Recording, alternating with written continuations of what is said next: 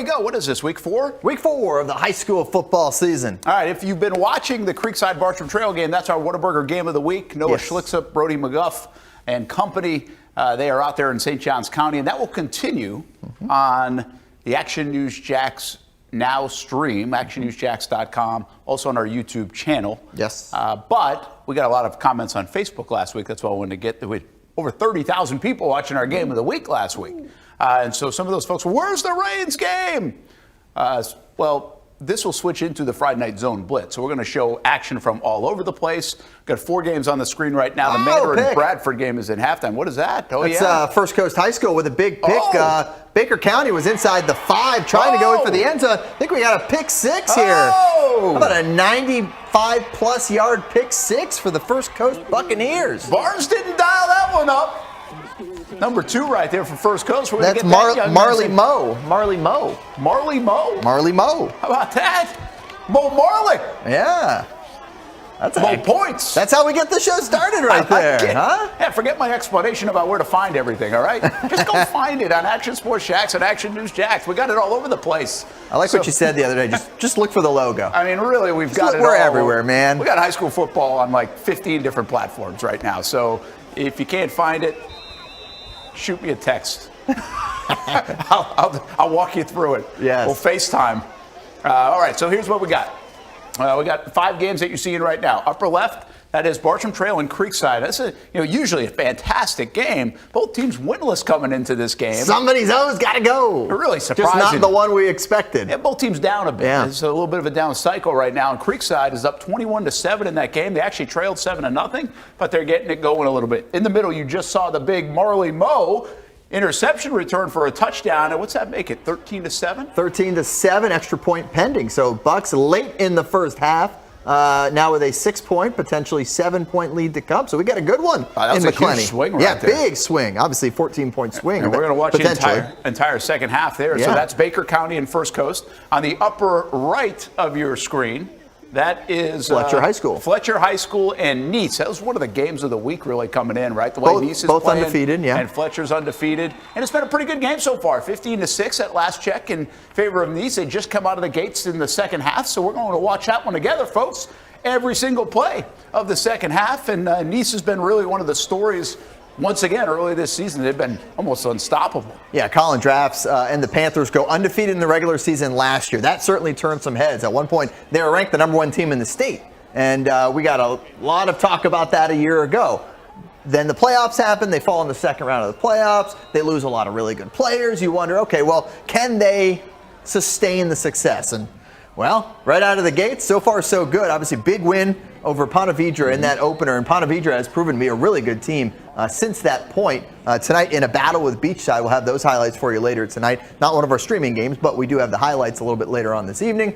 And then Nease last week just blows Lincoln out of the water from Tallahassee, which was a huge surprise because Lincoln was coming in 2-0, 2 decent wins. I believe it was Madco and Sewanee. Yeah. And then they wasn't even close. It was a running clock. Yeah, so that was impressive. And so we've got a really good game here. We think we'll see what happens now. It's obviously a big possession for Fletcher to hold Nease because they are down 15-6, Fletcher is. There's so much moxie and kind of swagger on the field there with the coaches. Cedric Faison, of course, former Gator great, former NFLer, Colin Drafts. They both carry some swag with them. They're proud of their programs. They've done a terrific job building their programs. And C4 says he thinks this is the best football team he's had in 5 years. They're off to a nice start as well. As you see the game on the bottom left there, that is Bradford and Mandarin, and that's a fun one. Bryson Wright has the only touchdown in this, a punt return touchdown. Yeah, long and punt Bradford, return, shocker. If you can score against their defense, good luck. It's a good thing they scored on special teams, I guess, and it could be a decider. Yeah, this was a close game a year ago, and it's really that clash of styles that you love to see in high school football. You talk about Bradford, they're known for their defense. You're not going to move the ball on them. You're not going to do a whole lot of anything against that Tornadoes defense from Mountain Stark. Then you talk about Mandarin with, we got an interception.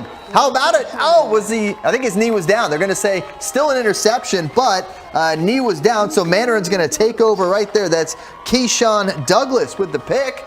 Big defensive play for the Mandarin Mustangs. Yes, as you see it live right here on the Action Sports Jacks 24/7 network. But yeah, Bradford, Mandarin has all those great offensive skill players. Bryson Wright, you mentioned, the best sophomore in the country when it comes to recruiting rankings, if you follow those and he's sort off of to a things. fantastic start this year. He has scored in every single way, and I think in every single game thus far this season. Now, they've been a little bit light on the competition to this point, but this is a step up, and Bradford has been really good the last few years under Jamie Rogers.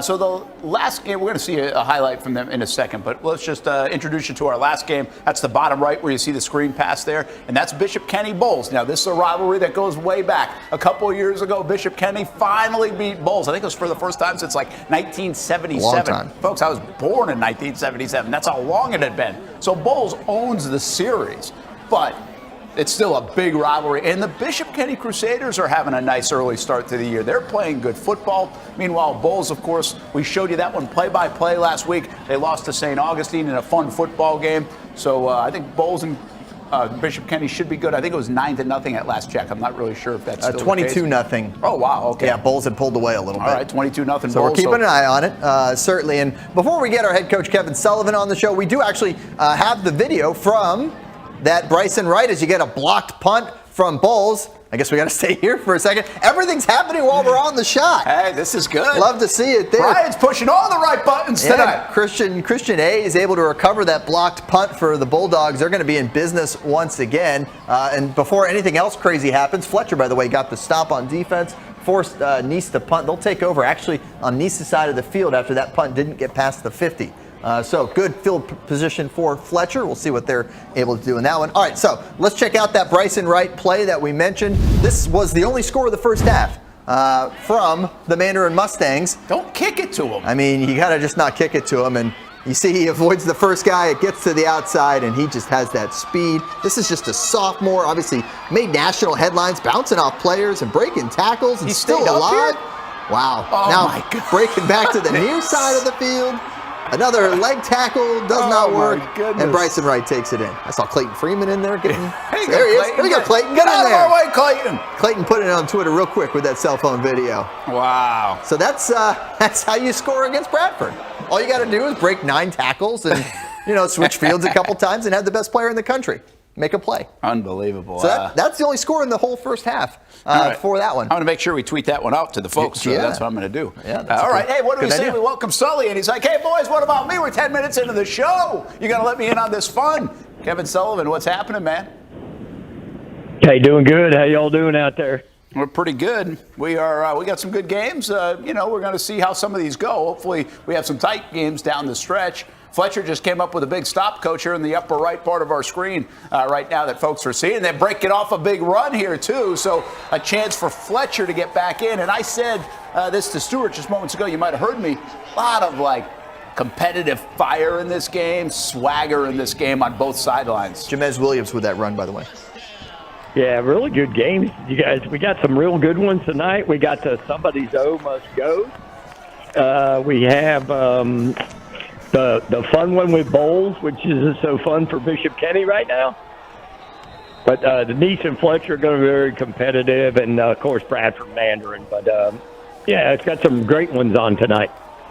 Oh, looks like a fumble was it a fumble or interception? I didn't see it, but I saw that Nease has recovered the ball. Fumble recovery for the Panthers. So just like that, they get the ball right back. All right, and I think meanwhile, we got Bolles on the doorstep. Yeah, but bottom right of your screen here, this is Bolles really trying to blow this thing open, already up 22-0, and it looks like they did, no problem, with the sophomore running back there, That's right? Xander Edwards, who happens to be our Whataburger Player of the Week from last week. How about that? Well, he's off to a really nice start. I think he's just a sophomore, if I'm not mistaken, and they're all over Bishop Kenny. You kind of wonder how these will go sometimes. This is a little bit surprising. It's an lopsided score. Coach, did you see that one coming? You expect a little bit more out of BK, after this early season start, especially that nice win over UC? Yeah, I thought that they'd be a little bit more competitive and everything. But Bolles, I think, after last week, probably had an opportunity to look at the film and say, hey, we need to get back and run the football and be a little bit more ball control. And it looks like that's what they're doing tonight. Well, they're up big now with that latest touchdown. They had blocked the punt to set up that touchdown. That's still in the first half, by the way, as Jason Hamby gets us a little look at the scoreboard there. 29-0 with 45 seconds to go, still in the first half. So Bolles in control on the road, on the river against the Bishop Kenny Crusaders. All right, and that top left we haven't talked much about. It's our game of the week, and that's Bartram and Creekside.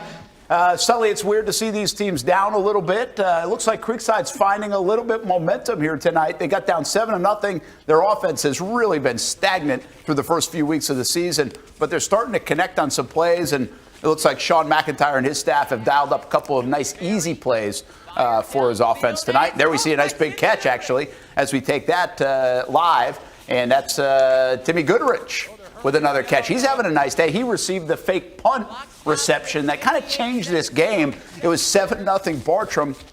The Creekside was going to punt again, and they faked it. Got it to Goodrich, set up a touchdown. They've scored 21 now unanswered, and going for more here on the deep throw, and it looks like they got him out of the about 10, 12-yard line. So that's Garen Blaylock, senior wideout, with that reception. Boy, Coach, you're taking some shots.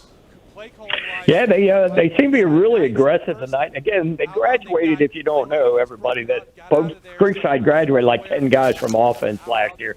So it's going to be a process week in and week out. Young sophomore quarterback playing after the graduation of Sean Eldenfelder. So, they're just starting to get things going and probably getting a little bit of confidence. Well, win over your rival will certainly get you some confidence. Here's Rosie Sperry. Looking end zone, trying to find Dario Griffin, but a little long there. Coach, Sperry, the deal on him, I think they moved from, Texas, the family, and his brother plays at Florida State. There's Sperry on the roster over there at quarterback, I think. Yeah, he played the other night against that East Texas A&M. Okay. Everybody played really against East Texas him. A&M, Coach. East Texas A&M. Yeah, everybody played him.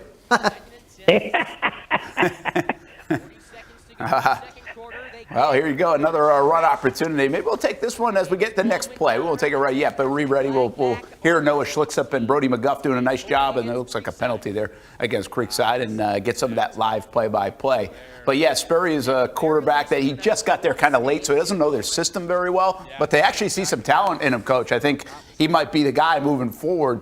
He didn't get the start tonight, actually, but after an early interception, he came into that game and now has helped lead to 21 points. And that's good to be able to have two guys if you think you need to make a change, which maybe they thought going into the game. And then he gets his opportunity, doesn't take care of it, and they bring Sperry back in and they start to roll. So sometimes as a quarterback, it's a lot easier to sit, watch it, get a feel for it, and then come back in. Hey, Weber, were you watching down here in Mandarin, Bradford? I know Bradford just got they did, I believe. I'm texting our photographer there, DR, right now to make sure the score is still 7-0. But a big penalty just moved the ball down into Mandarin territory. Bradford's on the move. That's a big stop after the interception. Yeah, so still 7-0, confirmed. And here's Bradford running it up the middle, trying to gain some yards. It's funny, we talk about Bradford in that really good defense. Mandarin, no slouch either. They got some Division I guys in that back end of the defense and playing in that bright orange as well this year. Let's listen into Creekside Bartram Trail if we can. Looks like it's third down for the. Oh, goodness gracious, we're going to have a timeout soon as third. Of course. Like the effort. We like the effort. Oh, did he catch that? Did he catch? Wow, what a catch that was. Holy cow, on the bottom left, that was Bradford. I keep wanting to call him Baker County. We got Bradford and Baker County. Camonte Nixon. Wow, what a senior catch. wideout, 6'4", 200. We're going to have to get our man Zach on that. We're going to show that one again. Yeah. But I don't know how he caught that ball, and now they've got it inside the 15-yard line trying to tie this thing up against Mandarin. A good opportunity here for Coach Jamie Rogers and the Tornadoes from out in Stark. Let's see what they do. Well, they get stuffed. Is what they do on that play. Big defensive stop there for the Mandarin Mustangs as Keyshawn Kennedy tried to go right up the middle. Kindred Outland there with the stop. All right, let's go back over to Creekside Bartram Trail. There's like 9 seconds to go in the first half. Okay. 3rd and 24. Creekside up 21-7. Let's listen to the guys. I think they're going to try to run a play here before a field goal attempt. We'll see. Usually Creekside has a decent kicker. I don't know what it's like this year. Here we go. Player described by Coach Corey Johns and says, we have a hard time blocking him in practice. He had a pick six against Sumner and leads the team in tackles. How about that? Play action. Sperry running right, throws it away. 2.6 seconds to go. Looks like they're going to send out the is that the kicking unit? Yeah, they're going to try for a field goal here. It's a long ways out. 44 yards. I thought we're really far. I thought they were going to try to take a shot at the end zone, but 2.6 seconds to go. Why not? Yeah, why not? And again, Mendez has shown he's got a big leg. Let's see what he's got. This would be impressive. Trouble with the snap. The kick is up. Does he have enough? No, he does not. The kick falls short, and that will take us to half. Nice defensive stand there by Bartram Trail to Creekside from furthering there. There's Noah Schlicksup and Brody McGuff. Nice effort by the kicker. That was a tough snap. Really good job by the holder, but that threw off the rhythm of that kick. I bet he's got a bigger leg than even that. That was 44 yards out. So 21-7, Coach, at halftime. Creekside over Bartram Trail. Bartram Trail, we haven't really seen them like this before, have we? No, it's been a long time since, like, maybe before that first year, maybe when Darrell opened that school. So they've had a lot of attrition, and a few guys have left and gone other places and everything also. So backs to the wall tonight. Yeah, and you kind of feel like it early in the season. They got to find some success, and Creekside was in the same boat. So we'll see what happens. Still a lot of time. We'll have the entire second half of our Whataburger Game of the Week on Action News Jax Now stream, also on YouTube playing. And then we show you all these different games right here on the Friday Night Zone Blitz. Brent Martineau, Stuart Weber, our Hall of Fame coach Kevin Sullivan, and we're all over the platforms, social media, Twitter, Facebook, Twitch, YouTube as well, and on our Action Sports Shacks 24/7 network. You find that at actionsportshacks.com. By the way, if you really just want to watch this kind of stuff from your living room on a Friday night, you can. Action News Jax Now on your smart TV. That means we're on Apple TV and Vizio and Google TV. That's how you watch it. That's how I watch it at home. That's how Baby Piper watches all the programs. That's right.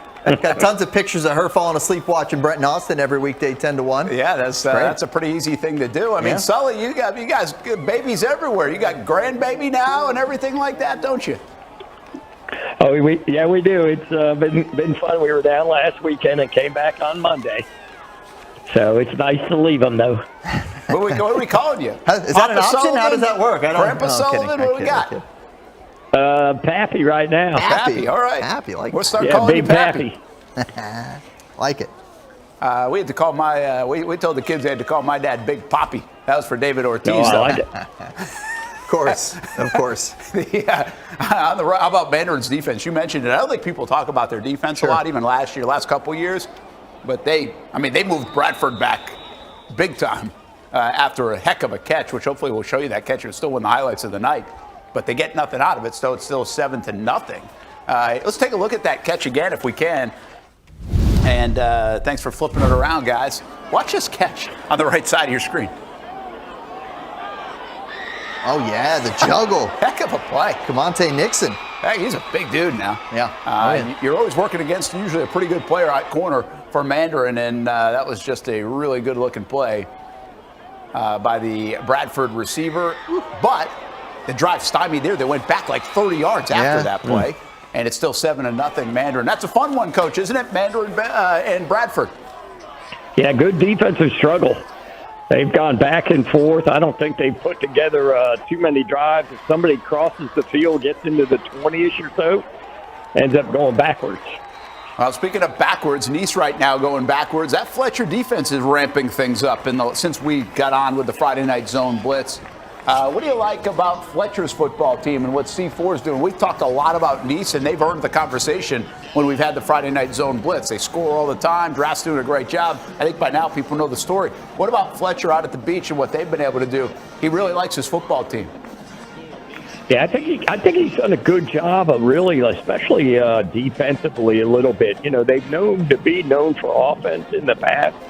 But I think defensively, those guys up front really control everything and let the linebacker sort of scrape and run. And he's got some good talent in the secondary. And I think they're a little better defensively than they've been in the past. Yeah, no scoring there in the third quarter. They head to the fourth, still 15-6. And, Bryson Wright alert. Not the guy you want to leave 20 yards wide open. How does he do this? Another 90-yard play. My goodness, it's Bryson Wright. Coach, I mean, I was just going to ask Sully, and I'll ask him anyway. But I mean, how does that guy get that open? I mean, how don't you have 4 people? Well, he's probably got good separation skills, yeah. Separation skills? I mean, he's in a different zip code by the time he caught that. I mean, I don't understand. Like, it's like he's their best player, so we got to know where he is every time. It's not like rocket science. You know, we don't need 2 guys running to the out route and letting him run through the middle of the field. Yeah, I was seriously, as we were taking these 2 games and showing you that, I was going to ask you, I was like, well, how do you defend them? Like, what do you do? And it seems like Bradford, to this point, had done a pretty good job. I mean, all they've given up is a punt return touchdown to, guess who, Bryson Wright. And then they give up this play. They obviously blew the coverage somewhere. I mean, there's no way that was designed. What do you do? I mean, do you bracket them? Do you put extra guys on that side? I mean, what do you do defensively? You're going to put a guy in his face and a guy over the top and make those other guys beat you. That's what we're going to do. We're going to make you move him around and make him go in motion and do what they don't want him to do. But you can't just, let him run around not covering him. That's a touchdown. Yeah, that's obviously an easy touchdown. I have no idea about this because we always talk about, hey, double guy up. Like, we were going to talk about that with the Jags, right? Brian Thomas Jr. will see shaded coverage because he had such a big year, all that. But, like, in high school, it's almost like 2 guys might not be enough against him because he's just so much better and bigger than so many of these kids at this level. I mean, do you tinker with even a 3rd guy on that side of the field? Can you mathematically even do that as a defensive coordinator? Well, I don't think you can do that because then you're putting 3 guys to 1 and you're playing 8 against 10. At least if you go 1 guy in his face and 1 guy over the top, everything he catches is going to get contested. Yeah. And it's make him throw to the other guys. And Mandarin does a good job because they don't line him up in the same spot all the time, which some schools do. But that, to me, is what you've got to do with him because then you need to make everybody else beat you. Well, he beat him. Yeah, just ran down the field. Let's see it again. Let's take another look. How does this happen? All right, so let's watch. He's at the bottom of the screen. Oh, they had 2 guys. Coach saw it right away. Yeah. 2 guys went to the out route. Yeah, they went to the wrong guy. It was like they had the wrong number, with all due respect to the other receiver. But, they just totally blew the play. Yeah. And good. Hats off to Mandarin. They saw him. I mean, they might have been looking for him. Oh, yeah. You could have scored on that one. Yeah, Coach, it's actually a really nice job by not saying this, it looks like, too, the sophomore quarterback. He looks at the out route to kind of with his eyes, and those guys read his eyes and started to run after that out. Yeah, but and again, the out route is a 5-yard play. Yeah. And that's what drives you crazy about coaching high school kids. Yeah, that's a lot to ask high school kids to kind of compute all that at the same time. But as a coach, I'm sure they're sitting there like, we are not letting this guy beat us. But I also don't know really why they kicked it to him earlier. Yeah, and I know you have a little bit less chance to do that in high school, that hasn't been my PSA will be this week. Kick it out of bounds. Last week it was you don't have to kick deep on kickoff. This week will be don't punt to him. Yeah, that's a good point. Yeah, we'll have a new PSA. We'll have a Bryson Smith PSA for coaches in the area. With all due respect to the young man, we'll have a full a lot of respect portfolio. For him, but if they're going to do it, make them pay. Yeah, I mean, Bryson Wright's wearing number 1. That's he should be the number 1 priority, right? 100%. 100%. Yeah. Well, Mandarin defense playing really well, too, against Bradford. I don't know what Bradford has offensively, Coach. They always have a good defense. They've done a nice job first couple of weeks offensively, but I think they don't have as much firepower as they've had the last couple of years on that side of the ball. What have you heard? Yeah, it seems like they're trying to spread it out a little bit more than they have in the past. In the past, they sort of bully balled you a little bit and ran it at you and then threw off of it. But this year they're trying to spread it out and get it to their guys a little bit, and I don't know if they're built for that. Just saw Braden Felder with a huge pickup for the Nease Panthers. Remember, they're leading this thing 15-6 into the fourth quarter already. So no scoring in the third, but a touchdown here for Nease would be huge. Oh, yeah. I mean, it looks like it might be too much to overcome if you're Fletcher anyway offensively. I'll tell you what, Fight for Kids that we've talked about, they've been great. The Felder kid's been terrific for Nease. I mean, he's all over the place. You get a touchdown, 2-point conversion, you're up 3 possessions. So something to keep an eye on here for Nease as they move the ball. And Fletcher's defense doing a really nice job in the second half, but now they've kind of broken through. Nease has, and there's the touchdown run. Enrique Ordonez, your running back, who takes it in for the touchdown. 21-6, extra point or 2, pending. See what they decide to do here. Let's see if they have a book. They got the book on the sideline. You're up by 15 in the fourth quarter. Do you kick an extra point to make it a 2-score game, or do you go for 2? I think you probably kick an extra point. I think they'll go for 2. Oh, you think 2? We'll find out. Draft's pretty aggressive, too, but I don't know. They seem like they were all coming off the field. I'd say extra point. Yeah, they got the kicker out there. Just trying to play the math game out here, you know. It's not a bad math game. Trying to get it to 17. I get it. Yeah. I get it. But 16 works too. I guarantee. Now they got to score 4 times essentially. You know, if you think about it, with the 2-point play being more of a score than an extra point. But it's 16 now, right? Yeah, and that's 22-6. 22-6, 10 minutes and 21 seconds to go in that game. Hey, Weber, give us an update on the scoreboard. What else we got going on? Yeah, a couple of scores that really stuck out to me. Riverside Generals, 28-27. Whoa! On St. Augustine. So they got down 27-14 in that game. They've come back and taken the lead. 27-21 at the half. So they were down 6 at the half. They've taken a 1-point lead now to start the second half. They just scored a touchdown there. Reigns on the road at Orlando Lake Mary, 17-3 in that game at the half. We're trying to get some highlights from our friends down in Orlando for that one. Stay tuned. Hold on a second. See about I just that. want a quick thought from you on that yellow Riverside St. Aug game. Riverside's been off to a slow start. They're playing all of Clay County, and they've lost. And St. Aug coming off that big win, up 27-14. It surprised me a little bit. Surprised you, 28-27? Yeah, most definitely. But I believe that the wideout may not be playing tonight, Wingo. Oh, Wingo. Oh, really? I'm not sure about that, but that's sort of something that I heard this week, that he may be out tonight. Well, it doesn't seem like offense has been their problem, 27 points. Well, he's a two-way guy, too. So, he made that game-sealing, pass deflection to end the game against Bolles last week. Some of the other scores for you, Oakleaf up 21-7 over a really good Hawthorne team. That's another one of those clash of styles, very Mandarin Bradford-esque, right? Yeah. Small school. I was going to say small school, comes big to school, Jacksonville right? to play a big school, so that's that score. Let's see. Game I was at, Menendez, 28-6 on Terry Parker. Menendez is playing pretty well. Doing a nice job down They there, battled Beachside to a 20-14, and they were at the goal line about to score to take the lead when they had a turnover. Wow. I was talking to the ball boys, the JV kids were telling me that they Marshawn Lynched it. They were like second down at the goal line, and they threw it and threw a pick instead of running it. So, I think Coach is doing a really good job down there at Menendez. Yes. And they've got talent down in that area too, Rivers, Coach, right? The big thing down there is you got to keep the talent so they don't go other places. Right.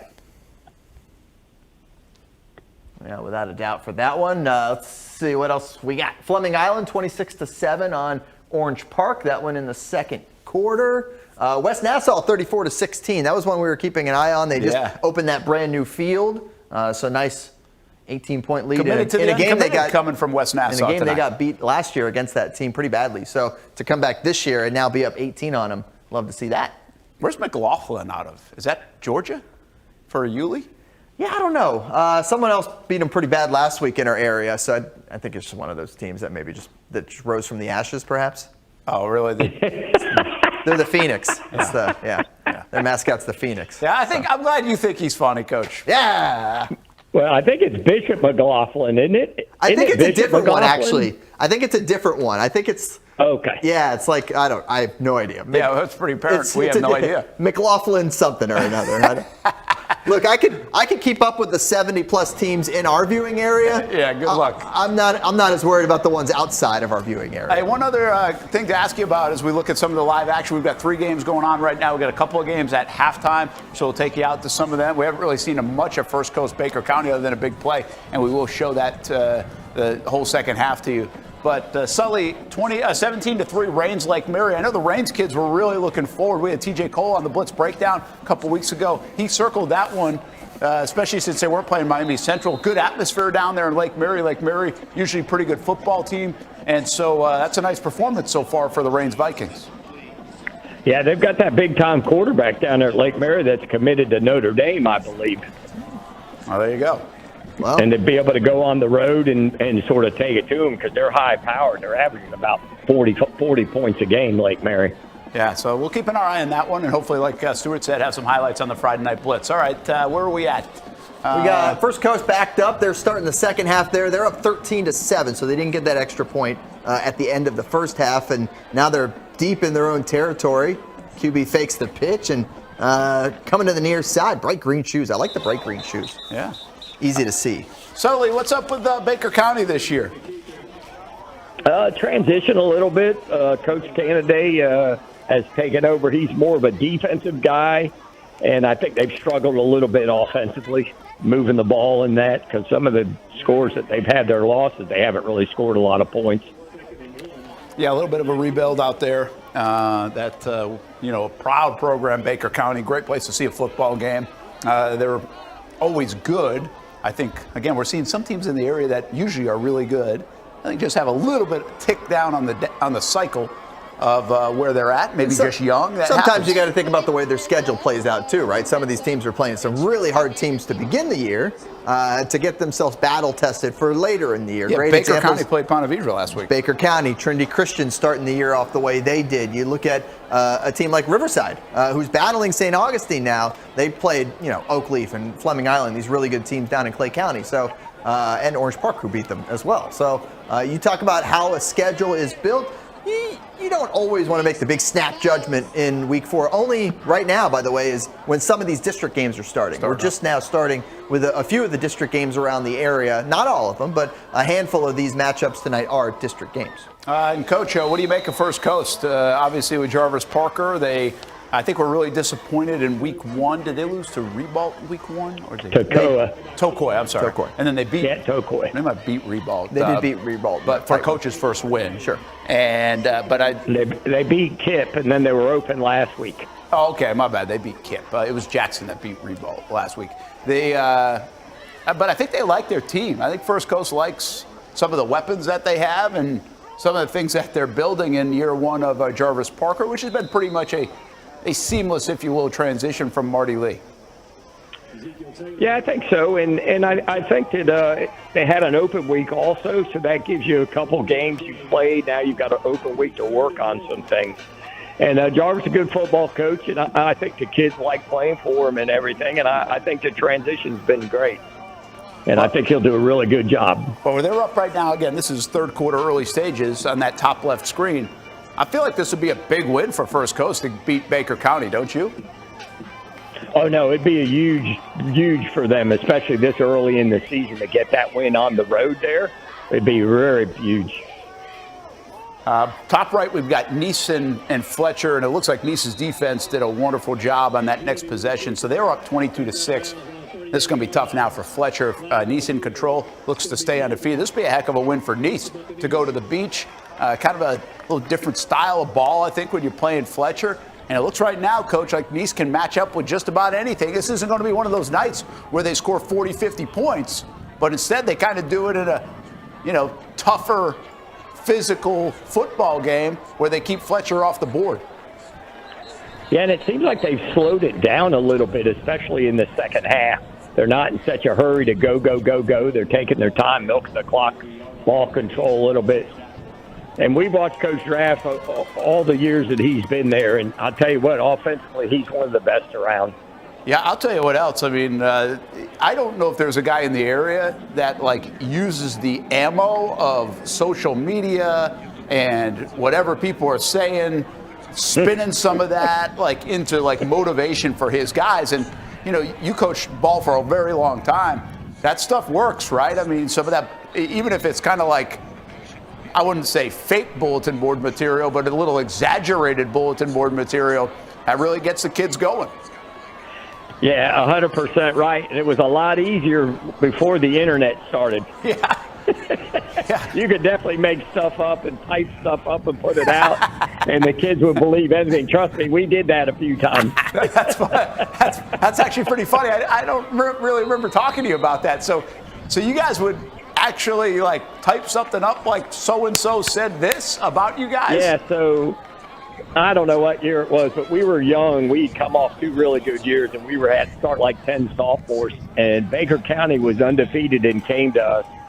And we kept telling them, they kept calling you guys little boys. We're playing the little boys this week. We're playing the little boys. And then one of the coaches made up a Chase Goodbread article and typed, and we're going there to beat those little boys and put it up on the board in the locker room. So we ended up winning, played really well, ended up winning, and the kids are running in the locker room yelling, pulling stuff off the board, running out on the field. Here's your little boy. Oh, my God, we were dying. The guys are like, what are you talking about? But it was a lot funner then. Yeah. Well, hey, by the way, Coach, one thing, it might have been more fun because you can tell those kind of stories. But now you don't need anything to make up. Yeah. Like, you got it all right now. Like, these kids are jawing back and forth at each other throughout the week on social media nonstop, and I don't really think coaches can even control it. No, I don't think they can. And a lot of those kids have played Pop Warner against each other and played all the way through and everything. So I think it's a lot of friendly banter and stuff. But yeah, it's fun, man.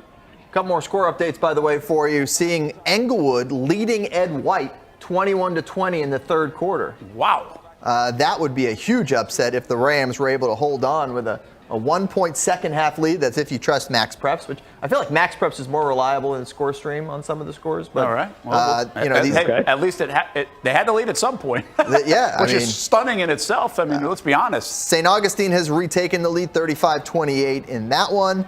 Trinity only up 14-6 at the half on NFEI. So the Eagles from North Florida Educational Institute battling, and then Rains has scored again to make it 24-3 against Lake Mary. Providence up on Episcopal 21-13 in the second half of that one. So nice little rivalry there for Providence and Episcopal. Wow. I mean, Coach, Englewood, Ed White, that's a stunner. Well, it's the thing about high school kids. When you go out, you're undefeated, and then you're playing a team that you should just mop up. You don't prepare. You just go out and play, and you think you're just going to line up and play. And, they could have got a couple turnovers. The field could be muddy, So, we'll have to keep an eye on that one. But I think Ed White will come back and pull it out. Yeah, it still seems like there'd be plenty of time, although it's a 6:30 start. So it might be a little bit later. Second half. That's second half of that one. One more score update for you. Columbia on the road at Madison County. It's 0-0 at the half. They're playing some defensive ball there up at Madco. That's got a little Bradford Mandarin feel to it. Yes. Columbia and Madison County, 0-0 at the half. Wow. So, hey, some scores to keep an eye on tonight. Yep. And, again, the games you're watching right now, top left of your screen is Baker County and First Coast. First Coast with the lead, but Baker County now threatening to either tie that thing up or take the lead.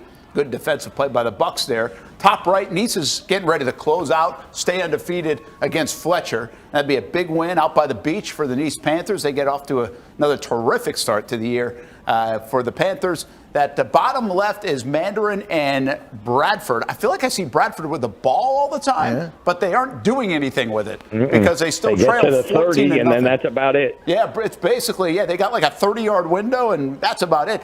Bryson Wright has both touchdowns for Mandarin, one on a punt return, one on a blown coverage from about 90 yards away. And then we have Bishop Kenny and Bolles, and Bolles is all over Bishop Kenny. We thought that one could be a little bit better after BK's start. Hasn't really been. Bolles, hats off to him. They've answered the bell after losing to St. Aug a week ago. And up here now in the top left of your screen, we have the second half action of our game of the week, which you can see in its entirety, 21-7.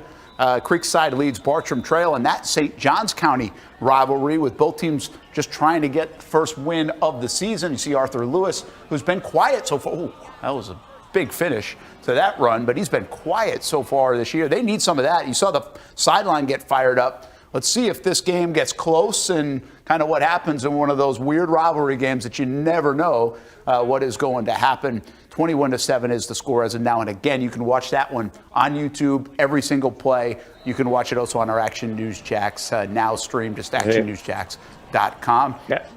Go ahead, Coach. I was going to say that I'd be getting him the ball.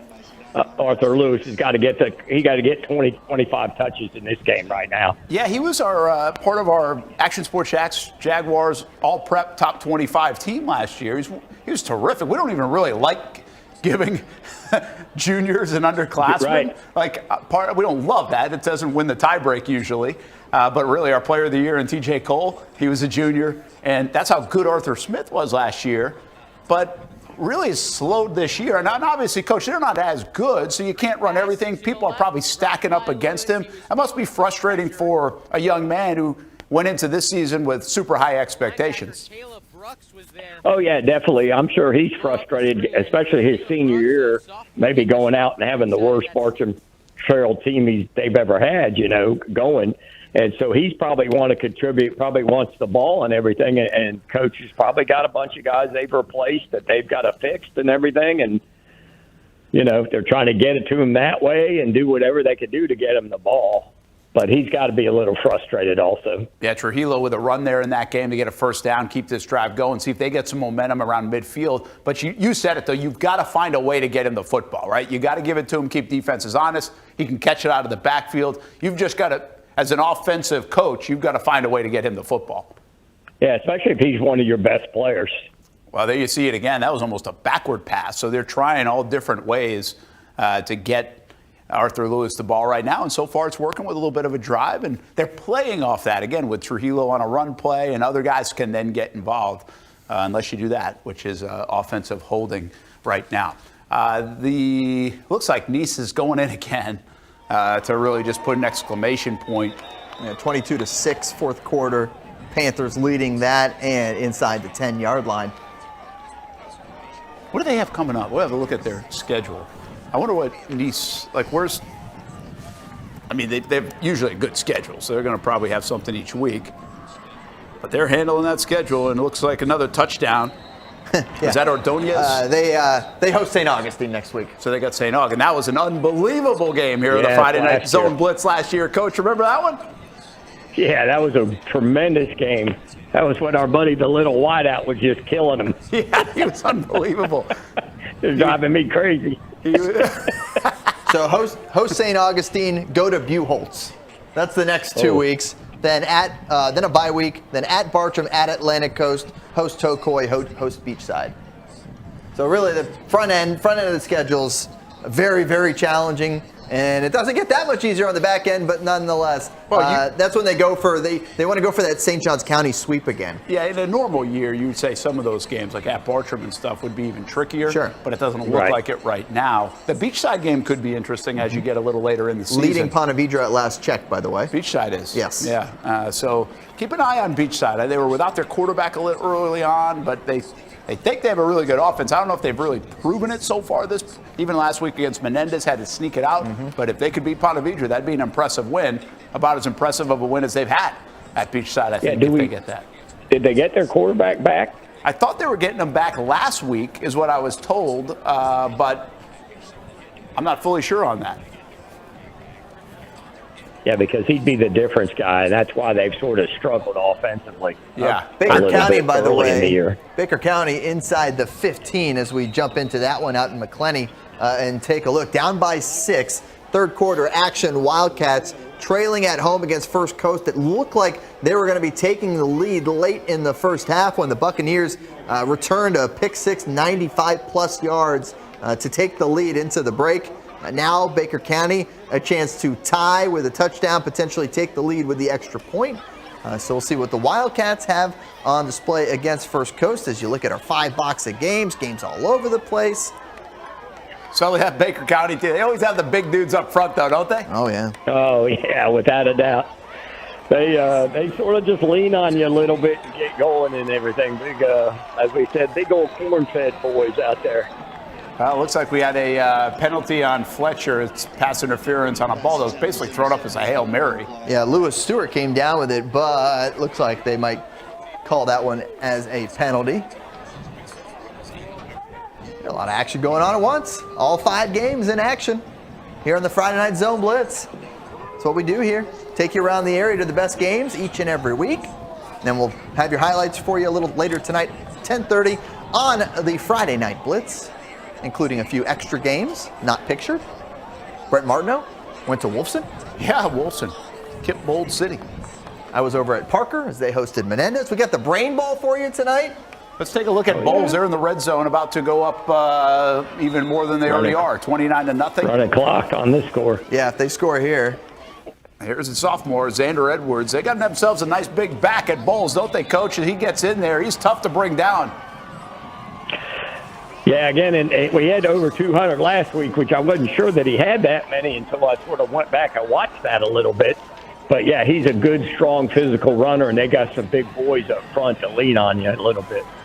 Let's take a look at this field goal attempt. I think it is for Baker County, if we can, Brian. Top middle there, and this would make it a 13-10 game. The rush, did they yank it or did it go in? It did not go in. He yanked it. So that stays 13-7, favor of First Coast.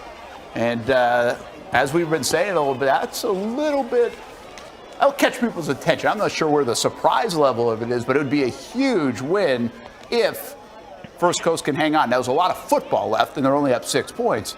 But it's one definitely to watch, and we'll watch it with you. Looks like Mandarin, by the way, might have just got a defensive stop by the looks of it.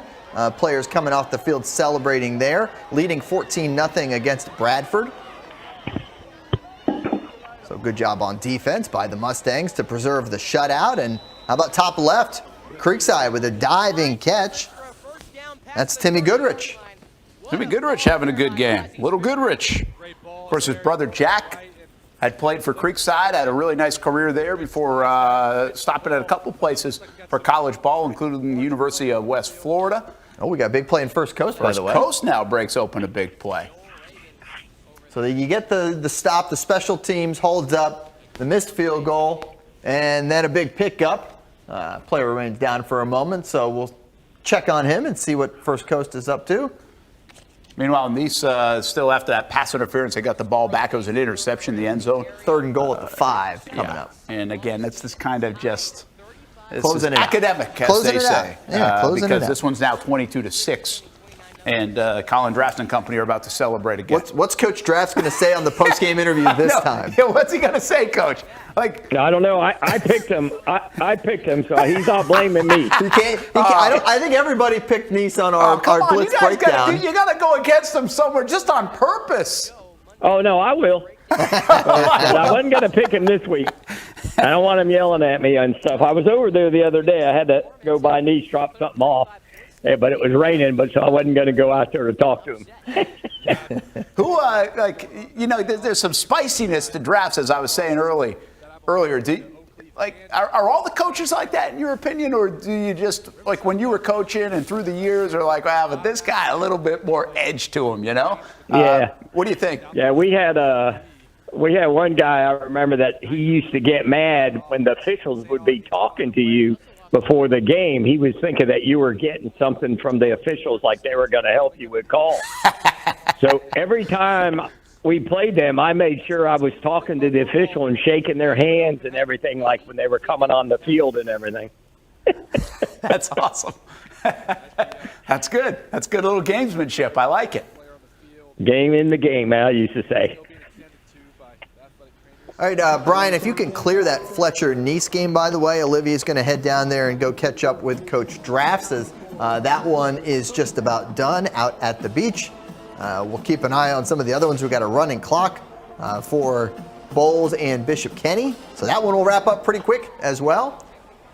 Meanwhile, Bradford and Mandarin, it's a 14-0 lead for the Mustangs with the ball here in the second half, so a chance to add to that lead. As you see, Knox Annis, the quarterback, who came in and performed admirably a year ago. I mean, high expectations following Tramel Jones, who had that injury a year ago, had to come in as a true freshman and make a ton of plays, and certainly did that as he goes to the near side, does Annis, and finds Will Jones for the pickup. But you talk about him and Bryson Wright, two sophomores who are going to be in Mandarin for a while here, continuing to make plays and developing into really good potential future college football players. As that ball's on the turf, and it looks like Baker County comes up with it. I did see a flag. We'll have to wait and see what that flag is for. But if it's not against Baker County, that is a huge, in the backfield. So. Huge pickup there for the Wildcats. That is number 14 with the recovery. That's Keldon Dupree. Brent Martineau, Stuart Weber, Kevin Sullivan. There's so much talk about Bryson Wright, Coach, and you coached obviously some really good players, including Leon Washington in your time, who was a stud, right? Yes. How do you treat those guys, and also how do you keep them motivated when they're so much better than everybody else? I mean, they're on ESPN on top plays and national. Yeah, and Leon was really good. I'm sure better than everybody else. I didn't watch him play, but you know all about it. But the Bryson Wright kid's a little different because people literally think he could be playing college football right now and be producing. He is that big, just body-wise and as a specimen as a sophomore at 14, 15 years old. So, how do you treat that if you're the coaching staff and everybody involved, not only just from all the outside noise, especially in today's world, but just to develop the young man? You got to be hey, you got to keep getting better. Don't be complacent here. Get the most out of this skill set that you have. Yeah, and I think a lot of it comes down to the guy himself. A lot of those guys, and Bryce has got such a big social media presence and everything that he knows that people are going to try to take him away every game. And he's got to keep playing, and he's got to keep helping his teammates because the great ones make everybody around him better. Not just him, but everybody around him. And I think that's one of the things you've got to stay in his ear about and being able to how to conduct himself, stuff that's going to help him later on in life also when he gets into college, too. Yeah, you said it. He looks like he's handled it pretty well. I mean, he certainly has handled it. They've given him touches. He scored. It's just a fascinating situation. I mean, how was Leon in all of that? What was that like at that time for you guys?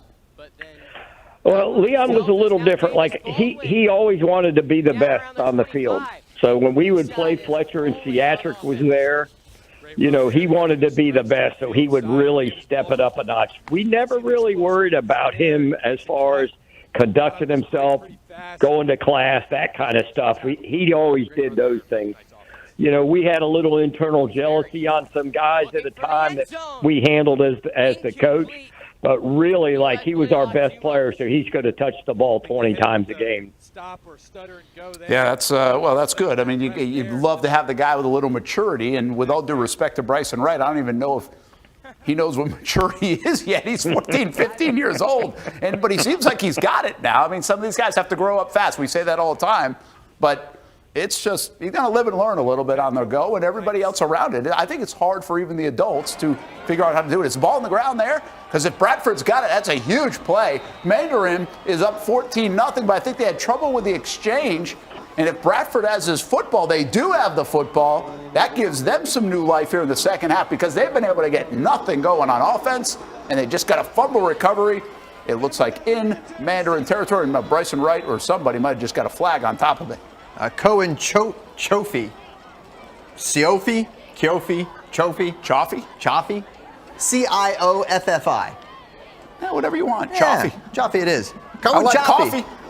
Chaffee coffee. A little Chaffee coffee. That will certainly perk up their offense, get the ball in position and a chance to go get some points. As you see, Bishop Kenny, nice run there on the bottom right, just kind of trying to get in the end zone for a little bit of pride, down 36-0 in the running clock game. Top right, you got Baker County busting off a nice big run up the middle. Remember, a touchdown and an extra point there gives them the lead as a big run there from Delino Ruiz.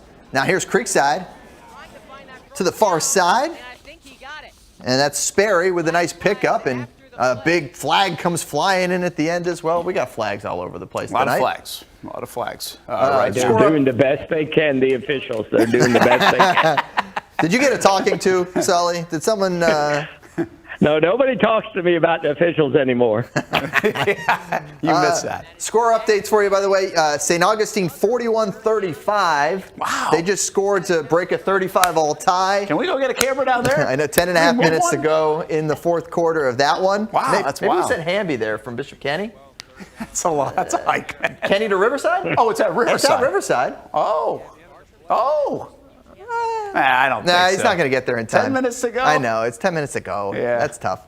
And then Reigns has broken it open, by the way, 37-3 now. Wow, that's so they impressive. they have pulled away. Is Reigns going to lose? What's that? Is that this year? Was that No. their biggest game? I don't think they're going to lose this Yep. year. I think that this was the toughest thing on their schedule right now. Wow, look at that. Jackson Earl for Creekside just get in, and they're now big over Bartram Trail. That's like the heart and soul of their football team right there, number one, Jackson Earl. He plays safety. He's a defensive guy. They've been using him on kickoff return as well, and he might be a good committed to the uncommitted coach. I mean, he's getting looked at, but he's a really good football player, and now they use him on the short yardage situations. Like, they want the ball in his hands. They want him involved in stuff. Now we get a Bradford touchdown right after that. Nixon, who made that great catch earlier that we showed here on the Friday Night Zone Blitz with a touchdown to get them right back into it. So they're down only now a score. We'll get you a replay of that one here in just a second and see how Bradford was able to get into the end zone. Wow, so we got some action We got going on touchdowns now. all over the screen. Yeah, we got stuff happening all over the place. I think while everybody extra points and, well, here's another one to keep an eye on, right? Is this Baker County going in against First Coast? They've got the ball point blank. Before we hit a break, I want to get to a break here because we probably should do that at some point. Let's take a look at Baker County. If we get that pole out of the way, that would be nice. They're trying. They're trying. Don't worry there about we it. go. Don't worry Nice about job. Is that Ping out there? Yeah, it's Ping. Nice job, Ping. I mean, he literally went out there and moved the pole. Yeah. I hope that wasn't like a coach's communication device or something. Yeah, whatever. We got to show this to the people. We had over 30,000 views on this stuff last week. This is fourth quarter now. Oh, big play by First. Assuming he had the ball, did he? Who's got it? The quarterback, I don't know who had it. No, I guess I see the ball over there with the referee. I don't know who had the ball. Referee had it. I don't know. He might have thrown an incomplete pass. That's possible. Maybe like a shovel. Yeah. I don't really know what happened on that play. Pole got in the way? Yeah, we'll blame the pole.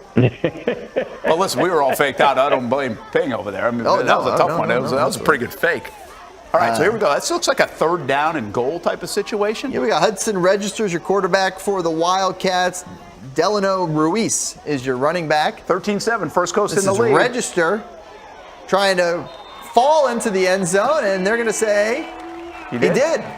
So, big touchdown. That ties it at 13 with the extra point pending. All right, so here we go. Big extra point coming up. We think this one's late third quarter. Or did they switch sides of the field? They switched to fourth quarter now. Fourth quarter? Yeah. Oh, he's a holder too. Got to be the holder. High school quarterback. Like it. Makes sense. So big extra point coming up for Brock Boatwright. Yeah, remember they missed the field goal. They did. Yeah, good point. And it was a short one, too. Yeah. So 10:29 to play in the game. This would be huge for Baker County. Snap's good, holds good, kick is good. And the Wildcats take a 14-13 lead. We got a good one out in McClenny at Veterans Memorial Stadium. So really, it looks like we got a good fourth quarter game there, and we got a good fourth quarter with Mandarin and Bradford. That's now 14-7. And we do have the highlight. Let's take a look, shall we? Touchdown for Bradford. Take us through it, Stuart. So we had Camonte Nixon is your receiver, and yeah, just gets behind the defense, and Kai Cubbage throws it over the top and finds him. Cy Cubbage. You take another look. Nice throw. Yeah, beauty. Yeah. They have not had much success on offense, but they turned a fumble recovery into those 7 points right back in the game. Both teams with 14-7. 6'4" wide receivers, by the way, and they've been using them. Yeah, Bryson he's a Wright big for kid. Mandarin and Camonte Nixon for They got Bradford. talent out there at Bradford. We talk about it all the time with Jamie Rogers. They have it on both sides of the football, and done a nice job with that program. No surprise. Hey, guys, let's do this. Let's take a timeout. We come back. We'll reset everything. We got a couple of really good games in the fourth quarter. Got a couple ending up on the blowout side of things. We got a whole Few hours still ahead of us with the Friday night zone blitz that leads into the Friday night blitz. Kevin Sullivan's with us. We'll have some reaction from around the area. We've got bands still tonight. We've got committed to the uncommitted to get to. We're going to take you to West Nassau for that. So we're really just getting rolling. 2 hours into our 5-hour extravaganza on a Friday night. We do it each and every week with the Action Sports Jax 24/7 network. Most of us know how to throw.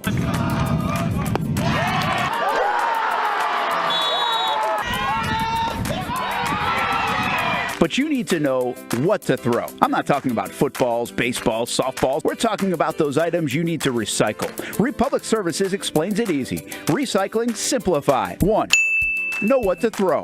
When in doubt, throw it out. 2. Empty, clean, and dry those materials. It takes an extra minute, but it makes a big difference. And 3. Don't bag it. This makes the recycling process faster and more efficient.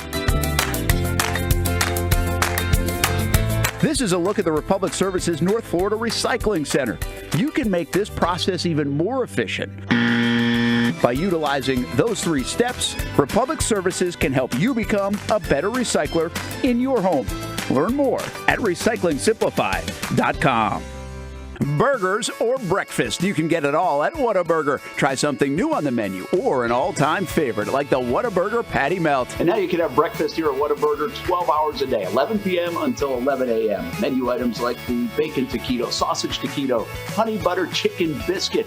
Whether you work a late night shift, just want a snack early in the morning to get your day started, or a little pick-me-up late in the morning, 12 hours a day, breakfast served, 11 p.m. until 11 a.m. A dozen locations in Jacksonville. You can order pickup or delivery and download the Whataburger app. New rewards members get free Whataburger items when placing their first online order. Just download the app. And for us coffee drinkers, Whataburger has all new hot coffee and iced coffee too. Satisfy that coffee craving at Whataburger 24/7, and it comes in a variety of flavors. Burgers, breakfast, coffee, and so much more. Whataburger, just like you like it. Baker's Sports. It's a hometown business filled with hometown people trying to make you feel right at home. Chris Conley, Jacksonville University. Walker Wright, class of 2018, West Nassau High School. Michael Young, Fletcher High School. Baker's Sports started in a grassroots way and now outfits much of the Southeast. Tony Mazzio, Sandwood High School, class of 2002. High school sports, travel sports, youth sports of all kinds. They are a one-stop shop carrying Nike, Adidas, Under Armour brands, and more. Vincent Caldes, Oak Leaf High School. Samuel Coffrin, Paxton School for Advanced Studies. Whether it's sports teams on the field or it's your team in the workplace, like our Action Sports Jax team, and community events like the Dream 18 Golf Tournament, and many others. Cole Tilley, Hilliard High School. Reagan Webb, Eagles View Academy. Look good, feel good, play good with Baker Sports. Custom sports apparel since 1997. Shop with the hometown team at bakersport.com.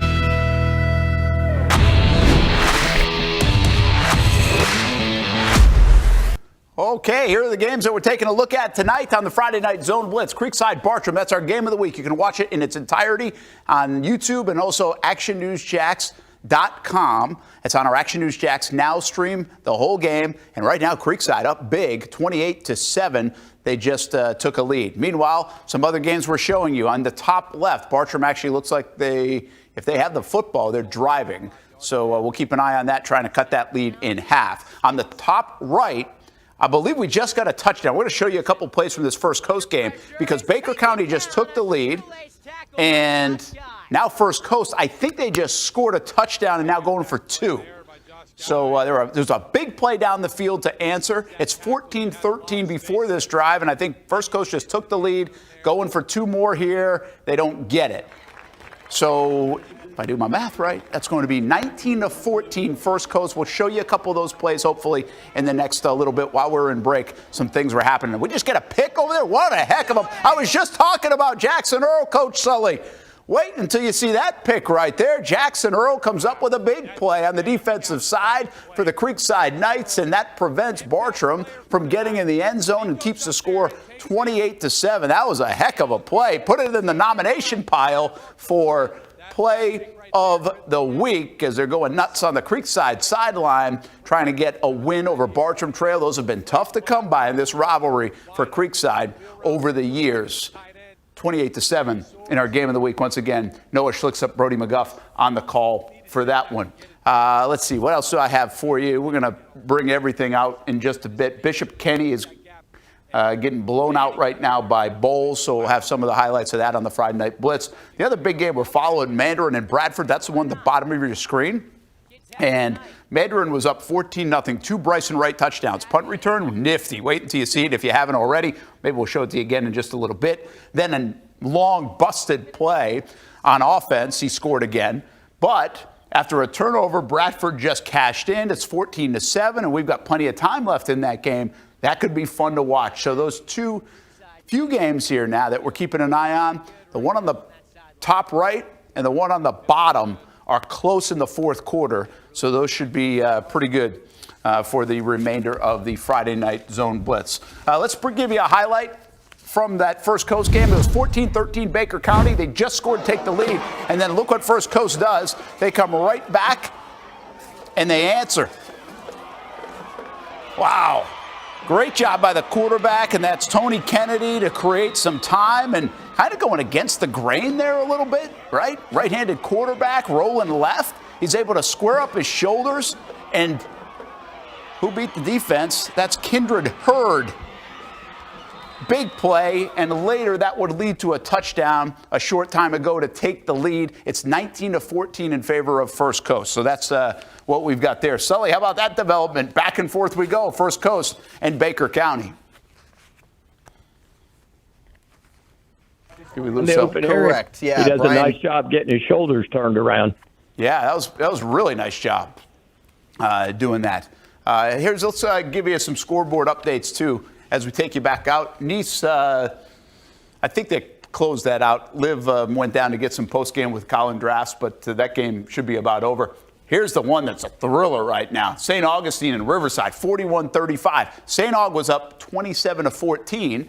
Riverside went up 28-27, and now we go back and forth a little bit to make it 41-35. There's that Mandarin game we're showing you live throughout the evening. Fernandina Beach up on Fort White 28-13. First Coast has just taken the lead. Exciting few minutes between Baker County and First Coast. How about this one? Fun. Beachside and Ponte Vedra 27-20. Beachside in the lead. We'll have early highlights of that game for you tonight on the Friday Night Blitz. And Oakleaf 21-14, another fun game, 21-14 there. Oakleaf in the lead over Hawthorne. And Rains says 24-3, but I think Stewart mentioned that it's like 37-3 now. So Rains is all over Lake Mary. That's a very impressive win. And we start to ask the question, is Rains even going to lose this season? A couple of the scores, Tokoi Creek 47-7 over Clay. Middleburg beating Zarephath 46-6. Menendez looking sharp 28-6. And Fleming Island over Orange Park. And remember, Orange Park had a nice win last week.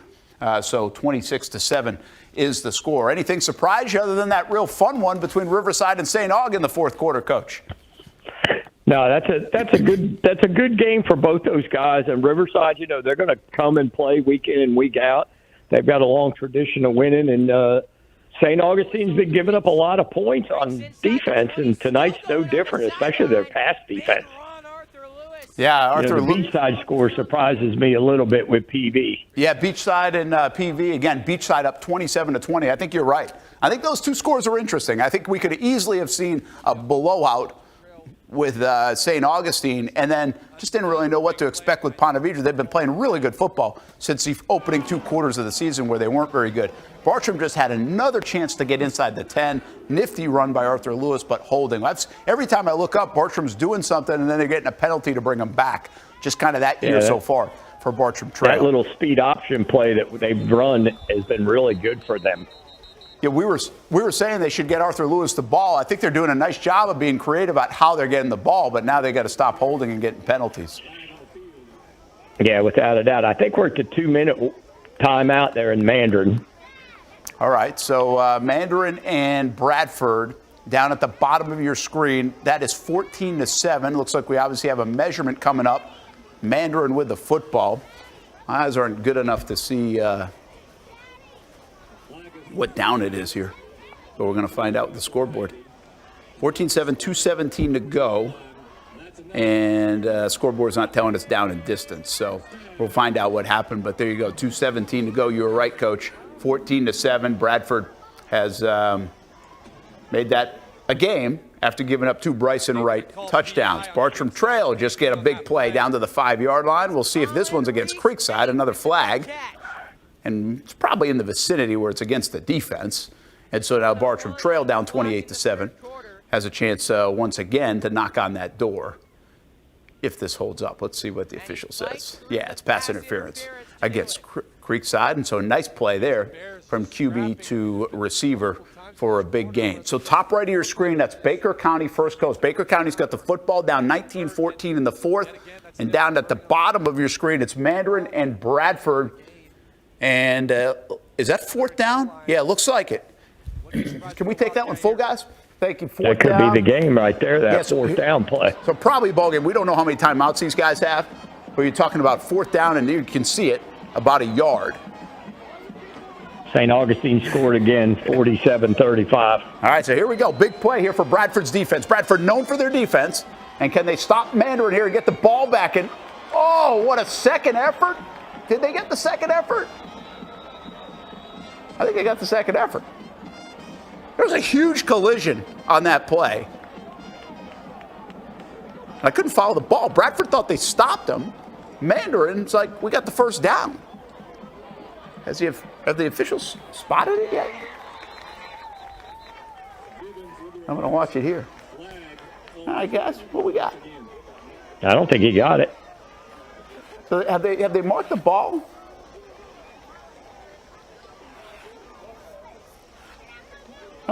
I can't find the football.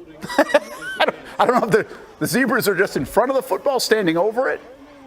Because if they're standing, if the middle official's standing over it, I think they've got it, Coach. Oh yeah, I don't know if that's a good first spot. down. Yeah, they don't even need to measure this. No, they don't have to measure that, but I think they got a bad spot. I couldn't find the ball. Like, it was a huge collision. I mean, why are we even measuring that? That's the goofiest measurement ever. Yeah, that's a first down by where the ball is. Yeah, absolutely. But I think that was not a very good spot. And now we got a flag, probably a bench warning or unsportsmanlike, but that might do it the way Mandarin was reacting. And Can we get that drawn back up? Yeah, we might be able to spin that one around if Zach can hear us back there. There was a heck of a collision in there, but then I thought the back for Mandarin had a nice second effort to squirt through the line. Like, I actually thought the spot was pretty good, even though we saw the collision, and Bradford celebrated right away like they stopped him. I was like, well, what are you celebrating about? Top left, Bartram Trail did score, so now I think it's 28-14. And now bottom right, Baker County trying to come back down 19-14. They've got it right around midfield, so that becomes a very big few moments in this game with First Coast up, First Coast in white, Baker County in red. 19-14, I would say middle to late fourth quarter in that game. And they've got the ball right around midfield, does the home team in Baker County.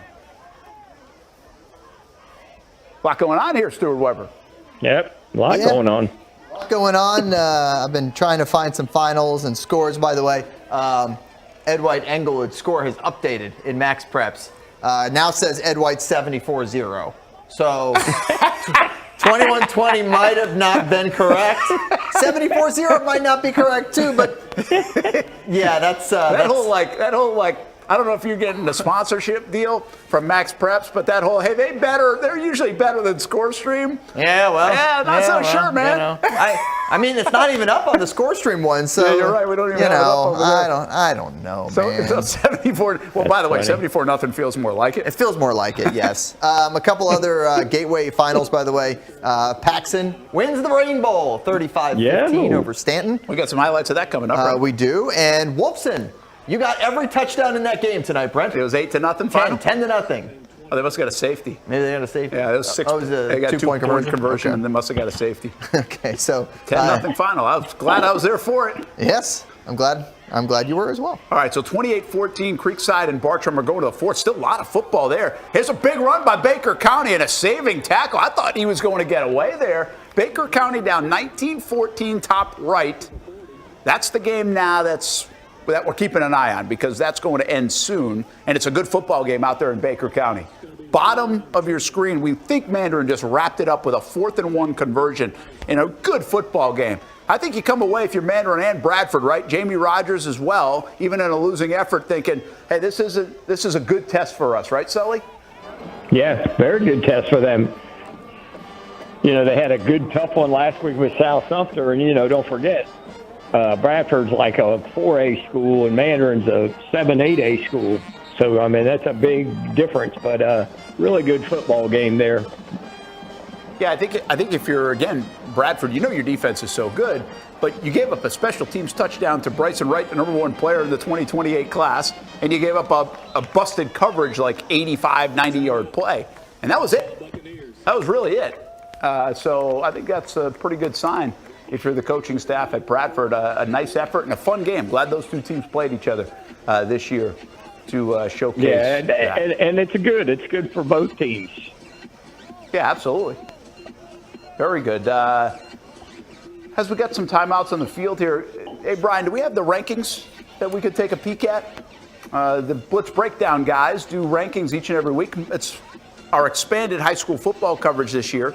And on the Action Sports Jacks 24/7 network, and Noah Schlicksup and Brody McGuff, who are actually calling the top left game, they also do their rankings. And Reigns, well, you can't dispute that. They are looking good at Lake Mary again tonight. We're thinking, I'm not sure we're going to find a loss for Reigns in the regular season. Nease does it again. They're going to go to 4-0 with a win over Fletcher. St. Augustine in a bit of a dogfight, but they've pulled away a little now with Riverside on the road.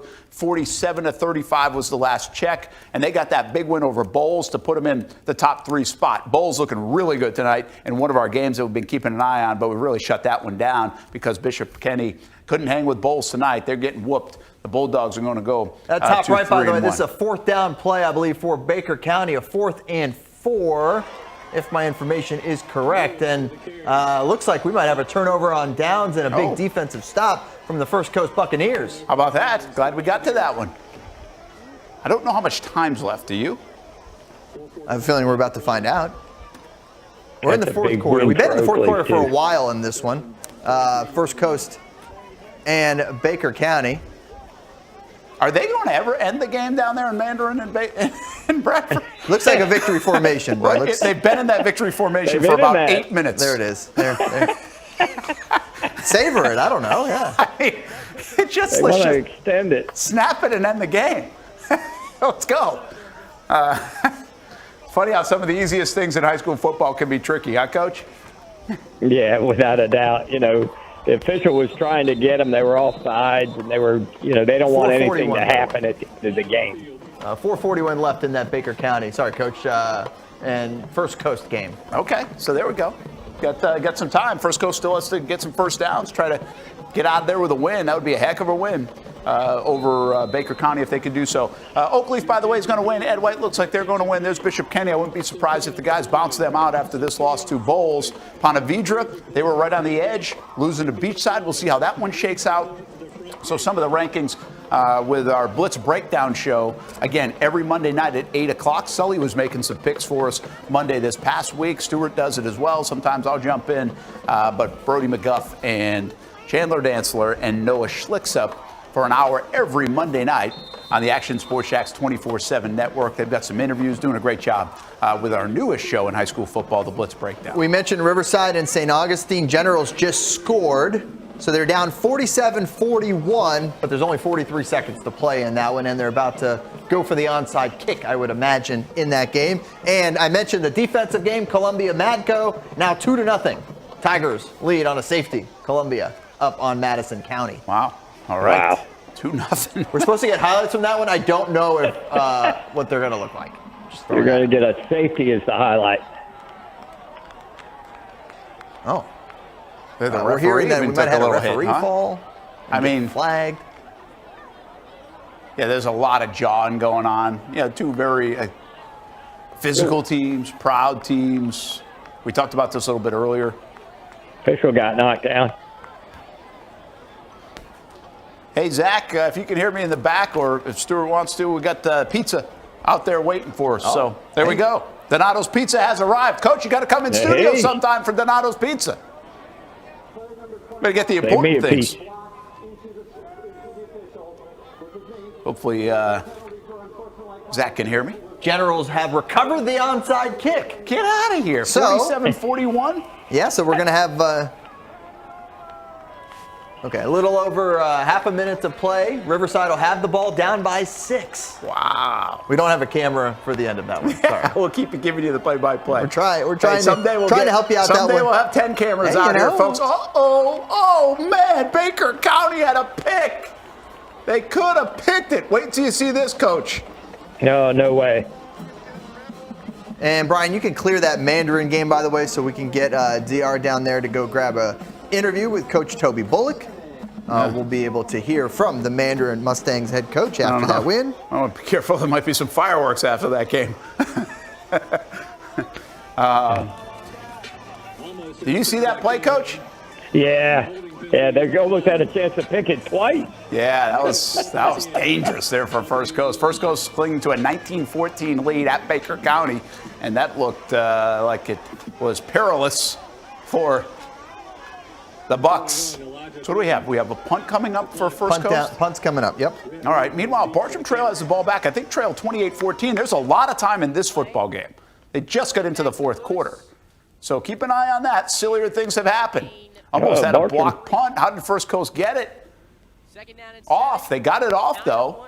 And now it looks like Baker County will get it at the 42-yard line. So we'll keep an eye on that. All right. I know Brian back pushing all the buttons for us here on the Friday Night Zone Blitz says we've got the Mandarin Bradford 4th down play. So, Sully, here we're going to take a look at that 4th and 1 late in the game to ice the game. Watch the collision right away. Boom. But then the running back crosses the line to gain. He squirts through despite the big collision. They measure it. It really wasn't even close. Didn't need a measurement. No, not close at all. And that iced the game for Mandarin. And then we had like Bradford a long County delay. But Mandarin gets out of there with a 14-7 win. I mean, that play right there summed up the physical nature of this football game, which is kind of by both sides. So a good football game. Mandarin goes on to win it. Now we take a look at Baker County and First Coast. And First Coast with a big stop to start this drive, a sack against Register there. And see if I can get First Coast's name. I think it was DeMarcus Daniels, but I don't know if I caught 43 correctly or not. Big play by the Bucks to open this drive for like a 10-yard loss. Baker County has the ball, under 3 minutes to go in the game. They're down 19-14. That's the game on the right-hand side. On the left-hand side, Bartram Trail has the football down 28-14 with a good amount of time still to go in the fourth quarter.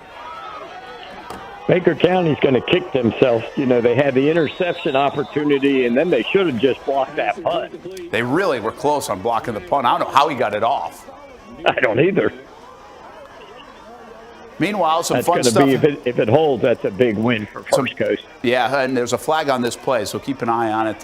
First, we'll keep this game going because this is where the drama is for now, and talk a little bit about some other things going on, like Riverside had kicked the onside kick down 47-41. They recovered the onside kick under a minute to go against St. Augustine. That's been a back-and-forth game all night, and we're kind of keeping an eye just on some of the reports out of there to see. Fourth down, 14 seconds to play from the Yellow Jackets, 43. So Riverside will have a big fourth down coming on the 43-yard line. They need a touchdown. By the way, there is no account better for in-game updates than the Riverside Generals. Yeah, they do a great job. Play-by-play. They go every single play. Every play. RHS Generals gets the job done on social media. We appreciate shout you. out. Meanwhile, thoughts and prayers for a young man out of Fletcher High School. There's been a big delay in that game. An ambulance and a stretcher had to cut off his pads. That's bad. And we don't know anything, so we don't want to say anything other than that. That's just the situation out there at the beach late in that game with Nease, and that's why we really haven't had many updates since then.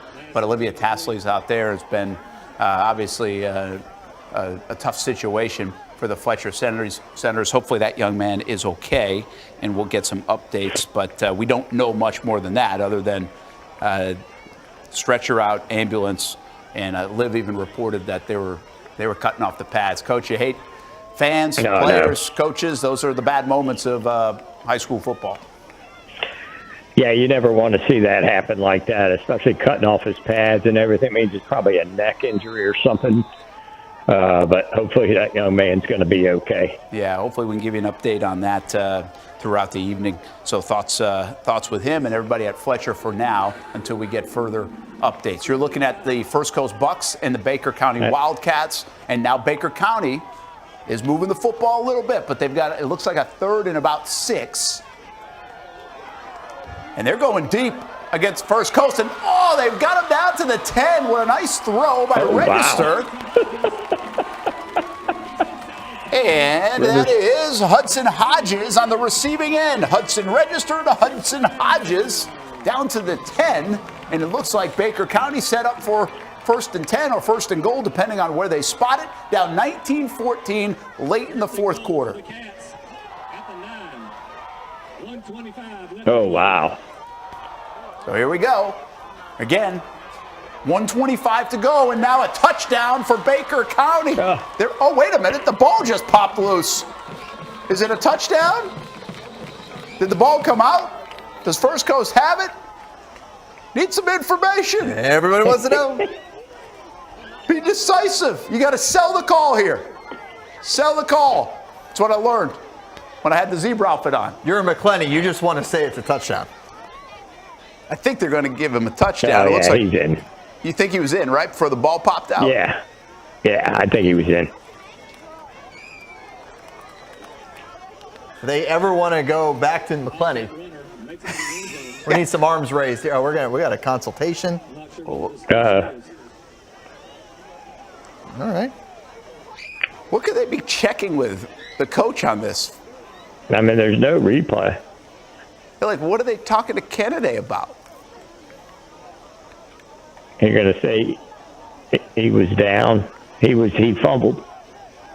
Nah, they're going to give it a touchdown. Do we need to hire one of those like officiating consultants, like they do on the big NFL games? What are we doing? We never, did anybody ever say touchdown? I thought the guy on the side did. Did he? Because I'm not sure, folks, what the ruling is. I could not hear. they're having him down. Well, the ball's Can at you the turn it up? 5. Turn the gnats up here. I thought the PA guy was just saying the ruling was, and I don't think we heard him. Are they saying he was down at the 5? Like he actually hit a knee down? That's one way. That's one way not to have to make a decision on that. Wait.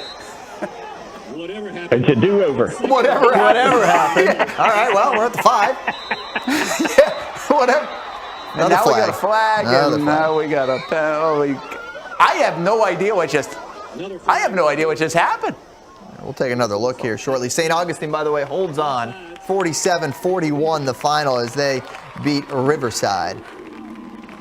Looks like the Baker County kids are saying, get the play in, let's go. We got to get the play in, and maybe had a delay a game. Or no, that was on defense. It was a defensive, offsides.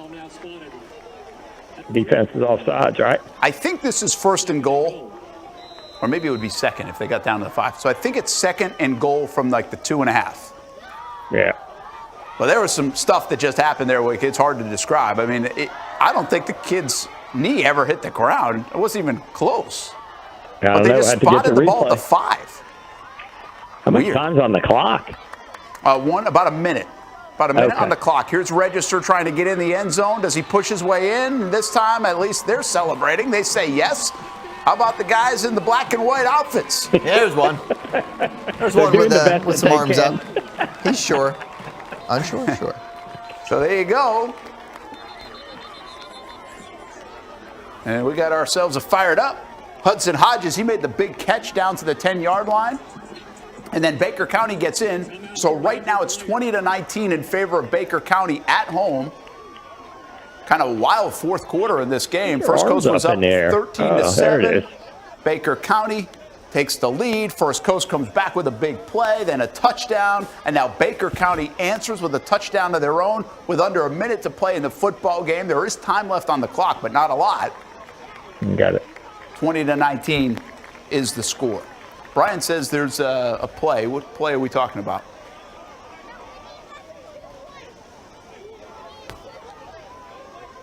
Oh, The I see. consultation. The I big see. question Oh, we're gonna take a look at that one again. Thank you. That's good.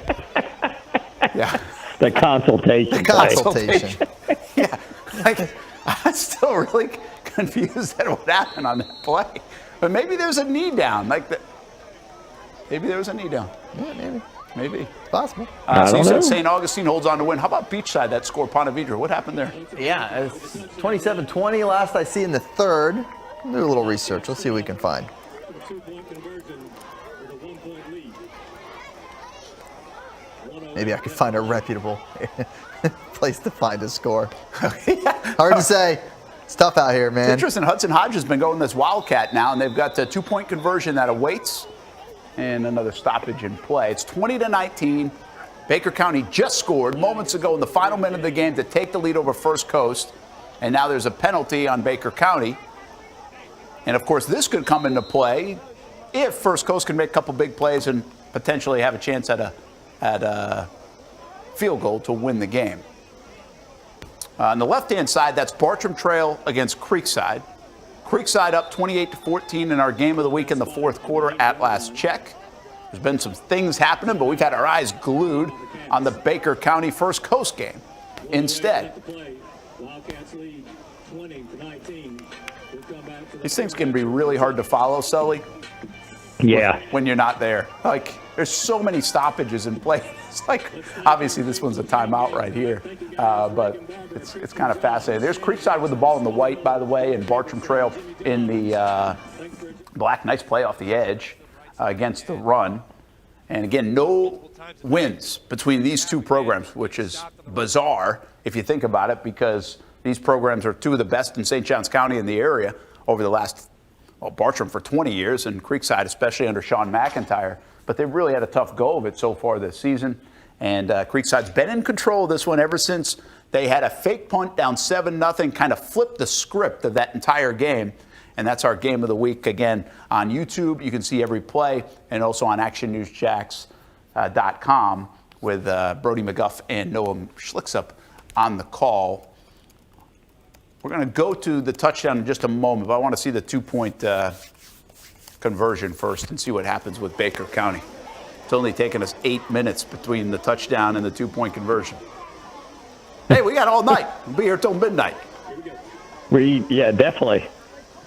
Low snap, and Register then throws it low. So all that for that. 20-19 is our score. Not a lot of time left. Okay, let's go back to the controversial play if we can, guys, in the Baker County game. So this wasn't ruled a touchdown. Number one's got the football. Now, like number 7's got the ball, or somebody's got the ball for First Coast. That was ruled. The ball started. Can we rewind that again? Or start it again? Look where the ball starts. At like the 7 or 8. They ended up spotting it at the 5. Maybe, I'm trying to think, half the distance of goal, that wouldn't get you there. That would get you to the 4. It was really bizarre. Like, I don't know if they just, Coach said it. I mean, is there anything that would force a do-over, Sully? I don't know. That's an interesting one. Unless they, I don't even know why. Yeah, really weird. All right, we'll come back out to the live action of this one, guys. We got a kickoff on the right-hand side. It's 20-19. Now, Baker County didn't score on that play, but they eventually scored to take the lead moments later. Under a minute to go. 108. Oh, I'm sorry. I keep saying under a minute. There's actually 108 left. Yeah. So a little bit more time on the clock. And an important kickoff on the right-hand side of your screen. Baker County up 20-19 in red, and First Coast. That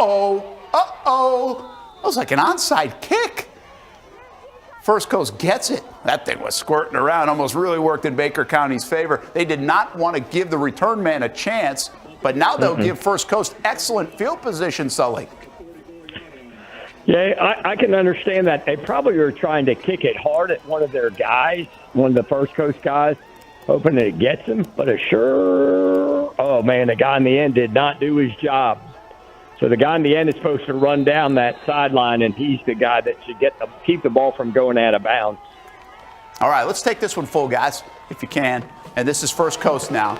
Oh, they got a wide open guy out of bounds. Remember, there's like a minute, 5 seconds here. A lot of time for First Coast. Heck of a first play dialed up. Tony Kennedy gets it over to Marley Moe. We saw Marley with a touchdown earlier in this game. Down 20-19. First Coast trails Baker County. Final minute, but they just got a big pickup and now have the football on the 36-yard line of Baker County. They're in prevent. Oh, boy. Why does that bother you? No, it doesn't bother me. They're in prevent, but they're letting guys run through. He ran an out and up. Like, you don't chase the out. Situations. Yeah, just situational football, and who knows? You might have some young guys in some of those spots. Yeah, right. 100%. So, what do you think? Do you think Baker County is a bit afraid of the athlete or getting out athleted here? They didn't want to kick it off. They're in the prevent, right? They're playing this. They don't want to give up the big play. We just saw the big play on the previous drive for a not a touchdown, but it was a big play that set up a touchdown. So it seems like they're playing. They're like, we might not be able to match these guys, so we got to be a little careful. And we don't know if First Coast has a kicker, do we? Well, I don't. That's hard to tell. Yeah, I'm not sure. So if they've got a kicker, then you want to play a little bit more aggressive. If they don't, then they've got to beat you over the top. Here's a run play now by Kennedy. Kennedy's a good quarterback. They feel good with this young man. They've got weapons, and they've got another first down or close to a first down with that run play. And both of these plays have resulted with First Coast getting out of bounds, Coach. Yep, smart. Well, that's the other side of it, right? If you're Baker County, you got to keep them in the field. Yeah, without a doubt. And again, so that's the philosophy on everything. Are you going to rush three guys and give them all day, or are you going to be aggressive and get after them? You know, that's the big debate in high school. You know, a lot of guys will say, well, we'll play prevent. Well, we don't usually play prevent. So let's line up, play our regular defense, and get after them. Looks like we've got some kneel downs, meanwhile, in the Creekside game. So they're going to beat Bartram Trail. Again, something that has not happened very often down there in St. Johns County in that battle of Longleaf Pine. Speaking of St. Johns County, win for Beachside, 33-20 over Ponte Vedra. Heck of a win. Heck of a win, right, for Beachside, Coach? Yeah, the very good win for them, especially with the way they struggled last week a little bit. But maybe getting the quarterbacks back helped them. But that's a really good win for them.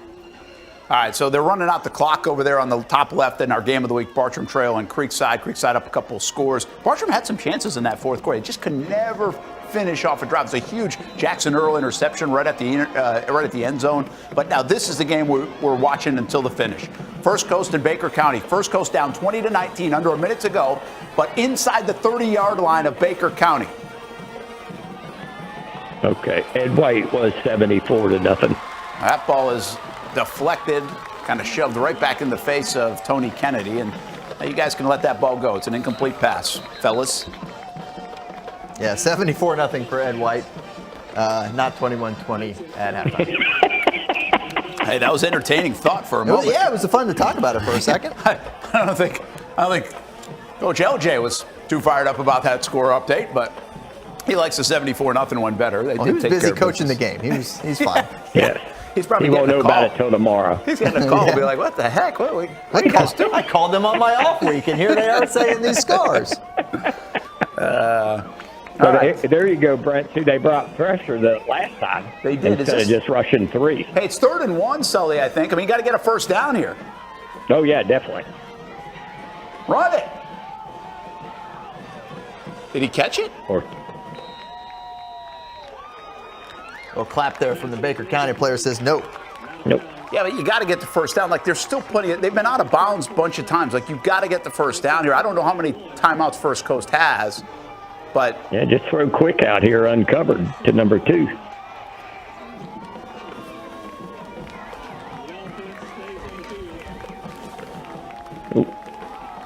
Aren't you just dropping back and running if you're Tony Kennedy here?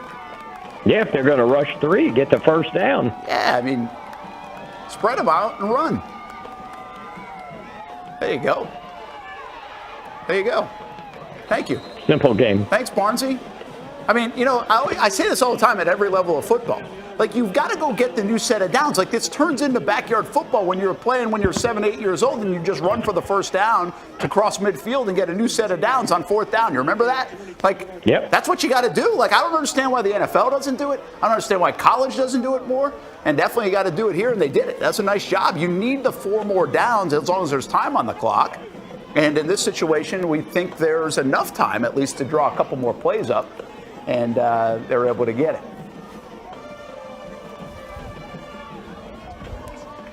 Yeah, well, they'll just sort of take their time. Come on, call it up, Coach Barnes. All right, so inside the 25-yard line. That's first down, so they've got still some time. They've been able to really execute well here overall. I mean, first 2 plays. Get a delay. First 2 plays went for chunks. Then they get the first down on 4th down.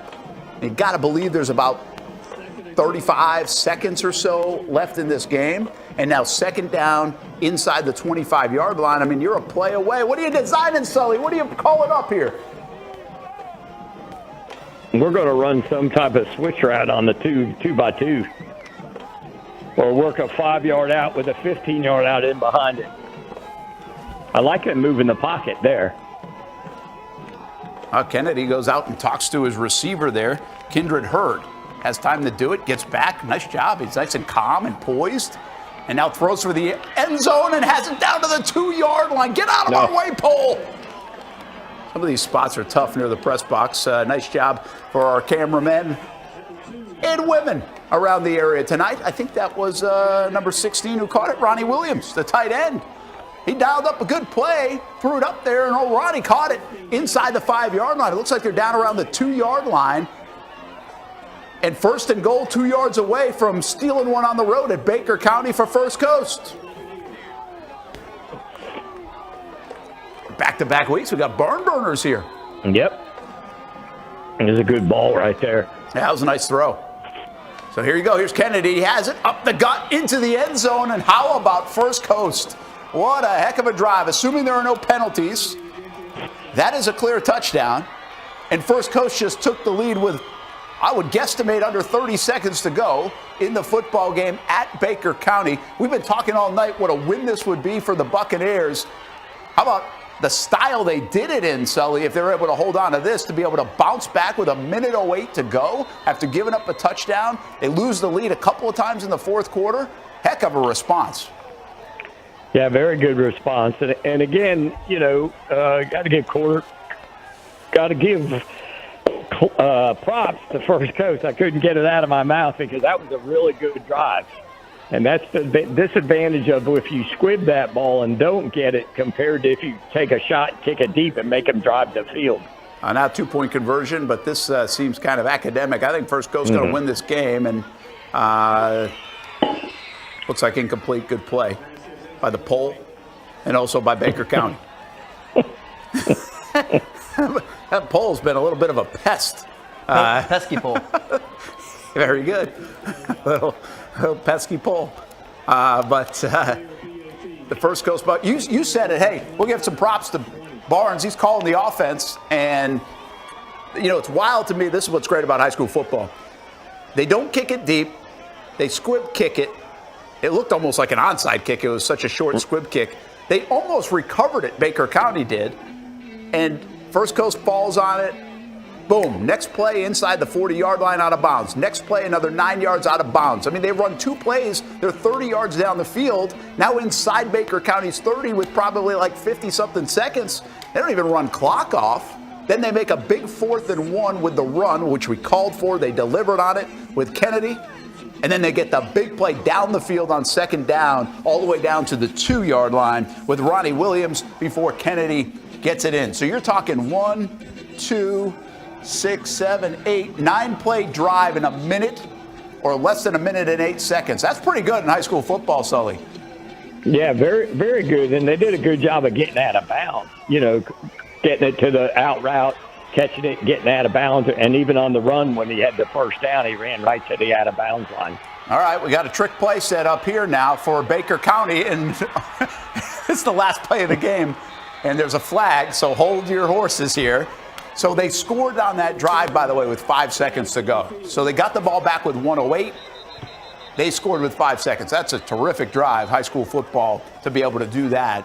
They didn't even have to use a timeout, if I remember correctly. And they got the job done to steal a win on the road at Baker County, it looks like. Let's see what this flag is. And the way everybody's walking and body language could be against Baker County.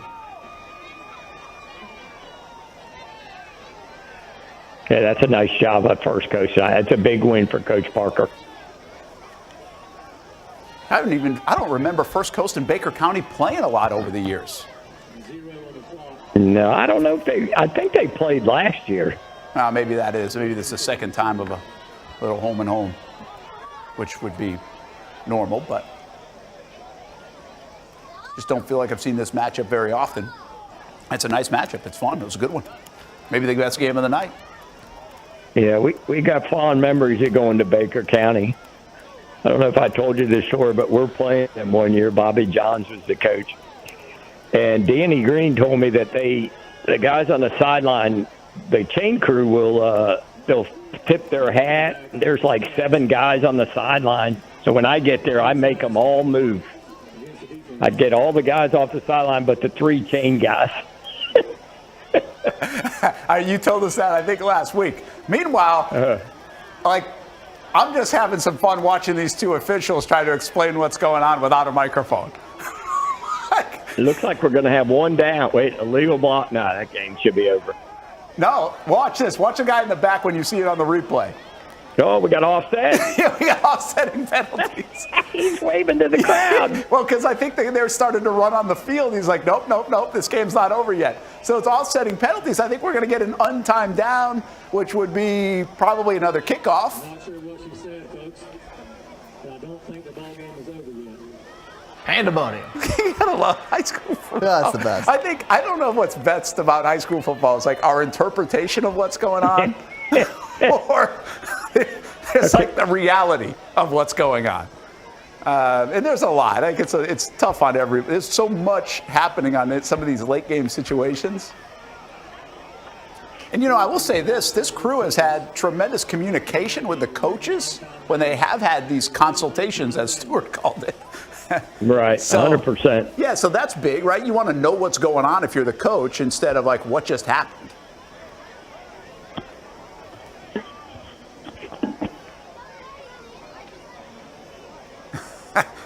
I would love to know what Jarvis Parker is saying. He's like, we got to kick it again. Yeah. So they offset. So one. I'm doing interpretation. One untimed down, I think, is what we've got. But I guess what I don't understand is why would the kickoff count on that, Sully? Well, it's offset. I mean, you got to play. You can't end the game on that penalty. Well, I know, but wouldn't you kick off again? They're going to get a play from scrimmage, it looks like. No, they should kick. I thought they should kick it off. Yeah, why are they even getting the ball here? I think that's maybe where they caught the ball. So that must be the rule. Like if you get an offsetting penalty on the kickoff, you get it where you caught it. Learn something new on the. I mean, that might be a new that's the one only to thing I me. can figure out. I don't know. I had to learn more from my reffing experience. You'll have to do that again this spring. All right, so here we go. This is the final play. A bomb from Hudson Register. And a lot of folks down there, and that's going to do it, I think. Heck of a win for First Coast. And Jarvis Parker and the Bucks, they get it done. Tony Kennedy, there he is. He had the winning touchdown. Again, a heck of a drive. Fourth quarter was really entertaining in this one. Back and forth for both teams. Both showed a lot of moxie. And at the end of the day, First Coast gets a nice win. One of their better wins, Sully, that I can really remember in recent times for First Coast. Yeah, I think they did a really nice job. And like we talked about, this is a big win for them. Puts them at 2-1 and gives them a little bit of momentum. The coaching change, Coach Parker gets a big win, and it's really positive, man. Really positive for them. Hey, let's do this before we get out of here, if we can, Brian. I know we only have a couple more minutes, but with Sully, let's hit our committed to the uncommitted, if you don't mind. We got a few more minutes, I think, before we get our Action News Jacks at 10 on the live stream on the Action News Jacks now stream on actionnewsjacks.com. We'll do newscasts, but here with us, we stay on the Friday Night Zone Blitz all the way until midnight. ActionSportsJacks.com, all the social media channels. So we're not going anywhere, but we do want to talk about this young man from West Nassau, Colby Gay, receiver from the Warriors, and you're the one that gave us a heads up on him, Sully. Tell us about him. Yeah, so he's 6'1", 180. Not a burner or anything. Really good possession receiver. Coach says he's a great route runner, real physical blocker, great kid. The type of kid you want to be in your program and build your program around. They're undefeated, and they don't throw it a lot, so when they do, he's one of the guys they're going to. Yeah, and again, a smaller school, he'll play some defense as well over the last couple of years. He's got tape on both sides of the ball, but he really is a receiver, hopefully at the next level. Our Committed to the Uncommitted, presented by Nimnicht Buick GMC, our scholarship program, that we want some nominees now, seniors who are under-recruited, and we just like to give them a little love, and there will be a scholarship winner at the end of the fall. We've had some great success. Sully has fantastic contacts in the football world trying to get these kids a chance to play at the next level. We always say it's really difficult right now in college to play if you're coming out of high school for those freshmen. But you said it, great route runner, great blocker, great kid, very physical, love the game. Kid you want to be in your program, 6'1", 180, 4.0 GPA. 4.740, 9.10 on his SATs. That's from Coach Cox. So there he is, Colby Gay, wide receiver for West Nassau, and our latest committed to the uncommitted out there with the Warriors. You saw that field, by the way, they were playing. I don't know if all those highlights from their field, but they just got a brand new turf field. Right. So he's enjoying that senior season. They're enjoying their time so far, too. As you mentioned, undefeated in West Nassau. And when we had the scoreboard up before, I think they were beating Hamilton in that game. So let's see if I can find it real quick. Let's see how the Warriors are doing today. Yeah, Coach really speaks highly of him, like a program kid, a kid that'll do everything he's got to do, and just really a first-class citizen and a really good player. Well, you like those guys in your program. Those are the glue guys of a program. And there are a lot of places to be able to go play for players like Colby, maybe in the state of Florida, but even all around. If you want to play, find a place to play, usually is the case. So, hey, that's going to do it for this segment. We're going to leave this studio, run over to the other studio, and continue on with our Friday Night Zone Blitz at 10:30. As you can see right behind me, we do have the Friday Night Blitz. That's our highlight-driven show with reaction from some of the big games around the area. We've got people all over the place, and you'll see that right here. We won't see it on Fox 30 at 10:30 because there's a football game. So if you want to see the Friday Night Blitz, you got to watch it right here, actionsportsjacks.com, all the social media channels. 11 o'clock, Bands of the Week for 15 minutes. And we do the Blitz on CBS 47 at 11:15 to 11:35. And we'll wrap it all up with everybody on our team all the way until midnight on the stream. So another fun night for the last few hours, but we still got a couple more hours to go. We'll be back with you shortly on the Friday Night Zone Blitz. Time to get a new car for anyone in your family. Just remember, nobody but Nimnicht, the #1 Buick GMC dealer in Jacksonville. Get the latest price breaks on 2023 and 2024 models or the newest 2025 vehicles in the showroom on Phillips Highway or shop online at NimnichtBuickGMC.com 24 hours a day. GMC Sierras, Yukons, and the redesigned Acadias, or get the all-new redesigned line with Buicks. It's nobody but Nimnicht, and part of the reason why is this is a first-class buying experience here at Nimnicht Buick GMC. You're not just a customer, you're a friend. This is about getting a vehicle that best fits you and getting you on the road, and also helping you and your family down the road. Nimnicht has a treating you right guarantee. Courtesy, respect, fairness. And most Buicks, GMCs, and Jacksonville's only Car Bravo dealer, nobody but Nimnicht. Who has put in the most years and stands behind a better experience? Nobody but Nimnicht. GMC. We are professional grade. If you need a quality play this football season at your home, call That One Painter First Coast. Locally owned and operated, experienced employees, no builder-grade materials. And there's more, and for that, we throw it to Noah Schlicksup. That One Painter First Coast can apparently help your kicking game, too. Well, after my failure on skinny sticks last year on Creekside game day, I've spent a lot of time out here at Creekside practicing my kicks. There's only one issue. How is that even possible? The good news is I know exactly who can help. That One Painter can handle all your painting needs, from field goal posts to cabinets to stucco. They got you covered. Though they may not be able to help with my kicking, they can certainly help with the posts. Call That One Painter First Coast today for all your painting needs at 904-495-1373.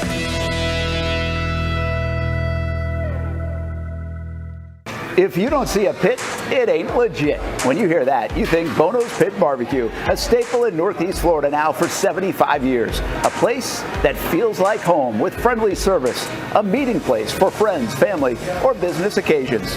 On the menu, the corn nuggets are a favorite in our house, but there's something for everyone. Sandwiches, platters, salads, sides, desserts, and family feasts. You see Bono's all over the place in Northeast Florida. You know, there are almost 20 locations in the Jacksonville area now, so stop on by, sit down, and dine in with Bono's. You can also take it to go. There are drive-thrus in many of the locations, and they have delivery options too. Just download the Bono's app to make things easy. I signed up for the loyalty program, and you can too, to get special offers. If Jacksonville is home, few things feel more Jacksonville than Bono's Pit Barbecue. Celebrate 75 years and many more to come. Bono's Pit Barbecue. If you don't see a pit, it ain't legit.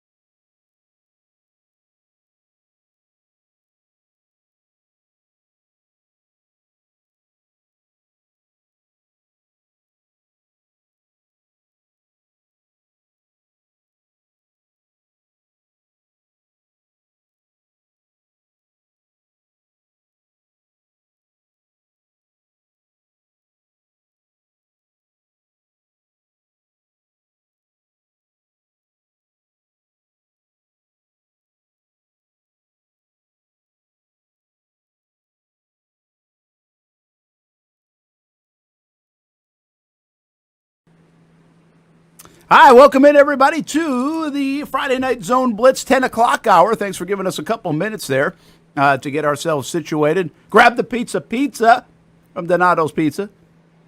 And a little cinnamon stick, too. We got a little dessert style. That's how you get fat in football season, Sully. That's how it works, man. Well, you move around a lot. You may not be getting fat. Hey, another fun night. What do we have, week 4? Week 4. And Lomo Record says Tony Kennedy is a senior that's uncommitted for First Coast. Okay, that's not okay. I thought he looked good tonight. That's a great way to start. And also we got a Reigns final there, 51-3. What a win for Reigns. We're going to recap the night here before we get to the Friday Night Blitz at the bottom of the hour. This is a lot of fun. I know people are still catching on. If you've been with us now for a couple of years doing this for a few weeks, we got our game of the week, which was Creekside, Bartram Trail. Creekside goes on to win. Those guys had the call of that one. We show every play. And then on our Friday Night Zone Blitz, we're showing you a handful of games. Bradford, Mandarin. Turns out it was a pretty good football game, 14-7. Mandarin wins. They get a 4th and 1 late to hold on. We showed you First Coast just came back and beat Baker County at Baker County in the last second. 5 seconds to go, they score the game-winning touchdown. We had it for you live. That's what we do here on the Friday Night Zone Blitz. Let's see, what else we got? What else did we show? Bishop Kenny and Bolles. We thought that one could be good. It really wasn't. I mean, Bolles took it to Bishop Kenny and got the job done. And then Nease and Fletcher build a really good game. And Nease just keeps getting it done. And I think what's impressive about Nease this time around, Sully, is they kind of got it done in a little bit of a different way. They didn't have to win a shootout. They won on the defense, on the strength of defense and ball control. Yeah, they grinded it out a little bit tonight, and they really took their time, especially in the second half. And again, they've done a really good job. Defensively, they've been really solid, but offensive, what they've done, replacing all those guys from a year ago, is a tats off to Coach Garth on defense and Colin Drafts offensively. Yeah, what about the Mandarin and Bradford game, a defensive battle? Bryson Wright scores on a punt return. We're going to show you that in a minute. I think it's in that folder. We'll get to that. And also a breakaway touchdown. There was a busted coverage, but Bradford kept battling. I think both teams take something good out of this game, don't you? Yeah, it's good that the good teams are trying to play each other, and they're not afraid to play each other. And both those kids, it was a great defensive game. If you take away the punt return and they don't bust the coverage, we might be 0-0, And it was a really good game, big physical game, hard-played game, and a lot of respect to those two programs. Yeah, we'll show you that one in just a little bit. How about Creekside finally getting in the winner's circle? A big win for those guys over rival Bartram Trail and finally getting win number 1. Two programs that are kind of struggling to get things going this year, but Creekside looked like they found a little something today. Yeah, I think they're happy because offensively they moved the ball.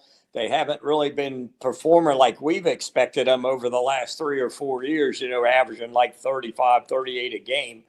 But tonight was nice. They got some things going. They took some chances early on the fake punt on the 4th down, got some momentum, and then did a really nice job. All right, hey, let's go back to the punt because everybody's talking about it, and Newly we'll be released talking audio about and it. video captures the moments leading up turn to a that sound standoff down that if you lasted. can, Chandler. Thank you, man. Watch this. Bryson Wright, first half, he gets the punt return. Okay, the early stuff, whatever, right? He's a good athlete. Stays in bounds right there, and now watch him start to break tackles and reverse field and stay patient. It's like he's going in slow motion. Look at him. And he just breaks another tackle, and then all the way across the field. I mean, he was literally on the other sideline and went all the way across the other side of the field to score a touchdown. There are several angles of this one from around the area because it seems like everybody's shooting Bryson Wright now for every game. And then he has this busted play, and the two defenders took the out route and somehow left this young man open. He's a sensational sophomore at Mandarin High School. He's been making plays all summer, really all last couple of years. Right. And now he's continuing to get off to a nice start here in August and September in his sophomore high school season with all the weight on him, too. All the eyeballs are on him, and all he does is keep delivering, Sully. Yeah, and the thing about him, though, is like they had him hemmed in like two or three times on that drive, pressed against the sideline, and his body control is phenomenal, man. I mean, he has a lot of confidence, of course, the way he plays the game. But his body control and the hits that he took on that, he probably broke 7 tackles on that. Yeah. And scored it all the way back across. And a very impressive Very impressive run. Well, like, again, when you're seeing somebody different when they look like they're in slow motion, even as athletic as he is. Like, he didn't look like everything looked so slow to him. Like you just tell when people slow down the game. You watch Lamar Jackson play on Sundays, and he looks like the game is processed in slow motion to him. That's a complimentary thing, not a negative thing, by the way. When they want to turn it on and look fast, they look fast. But I'm talking about the processing, and that's what I saw in that punt return, that it's just like, don't worry. Okay, you go by me. All right, try to tackle me. All right, the sideline's right there. Okay, we'll just cut this thing back there. It's not like he hit a burst of speed and broke away from everybody. This was like, all right, come on, try to tackle me. Leg tackle, not going to happen. Onto the end zone. I mean, it's just, again, people have been saying, and you've heard this, Sully, because you talk to even way more people than me, have been saying this kid, before he even got to high school, people thought he could already be playing in college. And physically, I mean, there's no doubt about that. And the thing about him is it just week in, week out, everybody knows he's got to be taken out of the game, and he's not taken out of the game, and he's making an impact defensive also. Yeah, and great win again. I mean, he didn't do everything. They did a great job defensively, too. I think that's what you come out of this game for Mandarin. You're like, okay, Bryson Wright show. But their defense was terrific against Bradford. Yes. They got some turnovers, put some pressure on them. Yeah, you're going to need special that. Teams. Some of the big games that you'll play, you're definitely going to need some of that down the road. All right, a little more on First Coast. I want to talk about them because we were just talking about them all the way until we switched studios on the Friday Night Zone Blitz. I just feel like it's a really big win for the Bucs. I mean, that's a nice win. I know Baker County, it might not be the Baker County that we know for the last decade plus. They seem like they might be a little bit young in spots. They got a new coach. They're trying to figure some of that out. But, hey, First Coast's been trying to find its way some, too. And I just think the way they won that football game and to go to McClenny and win that football game, it's a huge win for their program. Well, being able to come back and be down twice in the last 5 minutes and score effectively and move the ball, especially the last minute of the game, like it was executed perfectly. You can't draw it up better. They caught it, got out of bounds, got out of bounds, ran the first down, got out of bounds, took a shot, caught it on the 2 and scored. Yeah, I mean, it's like how you wanted to be. You practice 2-minute drill every Thursday. So really good win, though, man. Really good win. We're really impressed when we see drives like that in high school because they are hard. I know you said you practice it, but it's really hard to execute it in high school, right? To get everybody on the same page, to function the way you're supposed to function, to get out of bounds, to stay calm. I thought Tony Kennedy was terrific in this spot. There was a time at one point, I think it was like a second or third down play before they went for it on fourth down, where he actually is like going out to run to the receiver. I think it was Marley Moe, and just tell him something, and then he comes back to the shotgun spot and gets the snap. Very calm, very poised, not frenetic. And I think that's a lot to say. And again, Lomo Records here says Tony Kennedy's a senior. That's uncommitted for First Coast. It might be. Like he might be a good person to do this with. He runs for the go-ahead score with 5 seconds to go. I really just liked his poise in that spot. Yeah, and again, you got to give him credit because he, like you said, he was calm and collective, and he sort of just ran the show. He wasn't, hey, we're not supposed to win the game. We're on the road. We're going to do what we do, and that's exactly what they did. That's hats off to them, and that'll be a big win because that's one of those wins you'll look back week 10 or 11 and say, boy, they got that one. Now they're 7-3. They're in the playoffs. They lose that game. Who knows what happens? Yeah, a couple other big games in the area, that fun ones. We didn't show all the plays of these, but St. Augustine, Riverside, man, that was back and forth. It took an onside kick. Riverside got it late, down 47-41. They get the onside kick, and then St. Aug has to fend them off. So another nice win on the road after the win against Bolles. Riverside was a bit desperate. They hadn't been playing great. They had lost. And that's a nice showing for Riverside, even in a loss. They were down 27-14 at one time, took a 28-7 lead. So there's a lot coming out of that game. And in some respects, I mean, they're going to have to figure out the defense a bit, Sully, right, at St. Augustine. Yeah, they are. And the thing about Riverside, I mean, I believe they're 0-4, but the teams that they've lost to, I believe, are like 16-0 or 15-1. Yeah. You know, they're playing good people, which they've done week in, week out anyways. And, you know, they're putting together. They had to replace a lot offensively last year, but tonight was a big thing for them to be able to score points and do some things. Yeah, they're 0-4, like you said. They've lost to Oakleaf, Fleming Island, Orange Park, and St. Aug. And the Orange Park win was loss was a bit surprising. It was a heck of a win for Orange Park, 23-21. They actually were down 23-7 that game. Riverside almost came back and won it, but they didn't. So yeah, that's been a tough first part of the schedule for the Riverside Generals, and they almost pulled off what I think many would have perceived as a stunner around here this week, especially after St. Augustine had beaten Bolles last week. Rains continues to get it done, and I know I mentioned this to you a couple times already on the show tonight, but are they going to lose, Coach? They go down to Lake Mary, and they really put it on Lake Mary. We thought that one could be a challenge on the road, tough environment. You mentioned the quarterback, I think, is a Notre Dame commit down there. Yeah. So that's a heck of a win for Rains, and they just look really, really good. They've won 77-0 over Sandalwood. They beat Trinity 48-14 in our game of the week last week. And then they just put it on Lake Mary tonight. At one time, it was 37-3, and I think the comment section said 51-3 final. That's a statement win around the state, isn't it? Man, that's a huge win for them. And again, that was like the thing that they looked at on their schedule, because their schedule's not overly hard going down the rest of the way. And that one was going to be the one that was going to help them and propel them and so on and so forth. But for them to go to Lake Mary on the road and do that, that's a great job by Rains.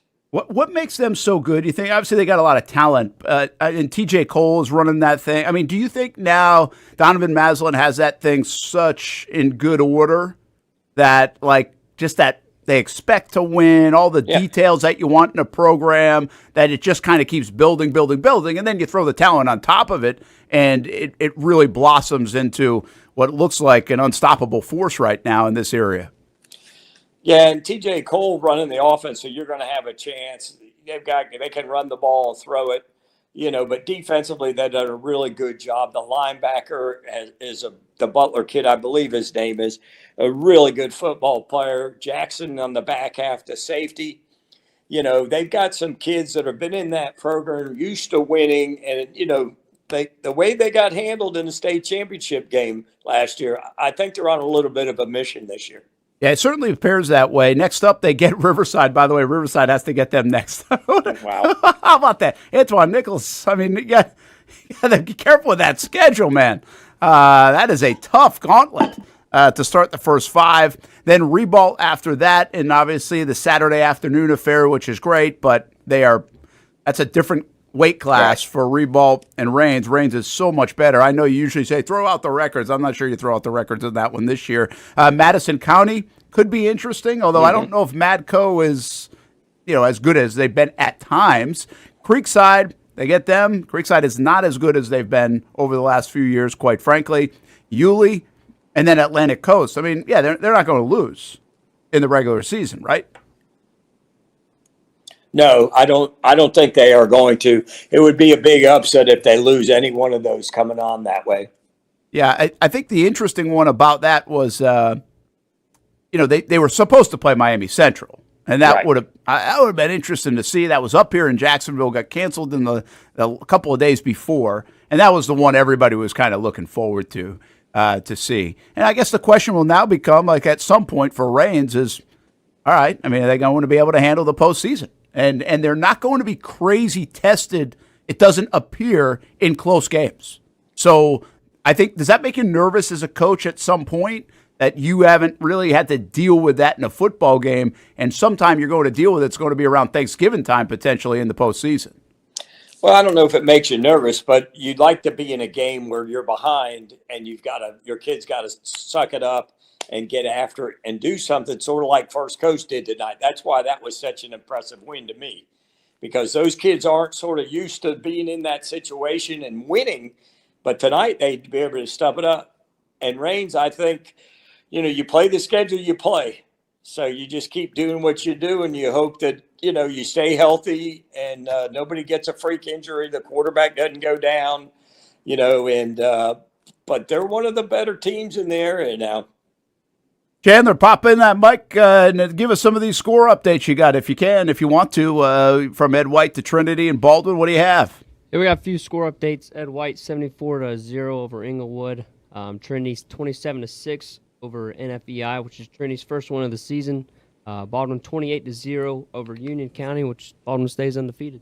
Yeah, so a couple of score updates there as we'll continue to give those for you. We just did for the last few hours. Again, Beachside over Ponte Vedra catches my attention. I know we've mentioned it now a couple of times, but look out for Beachside. I was told earlier this year, Beachside now, they're really pretty good. Quarterback misses a little bit of the early action. I believe he was back last week, but if not, it seems like he would have been back this week to be able to pull off a win over Ponte Vedra. And I thought after the first 2 quarters of football, Sully, of the year, where Nease really took it to Ponte Vedra. Ponte Vedra had been playing some excellent football. So that's a really nice win for the Barracudas. I know they've only been around for a short time, but it feels like their biggest win as well.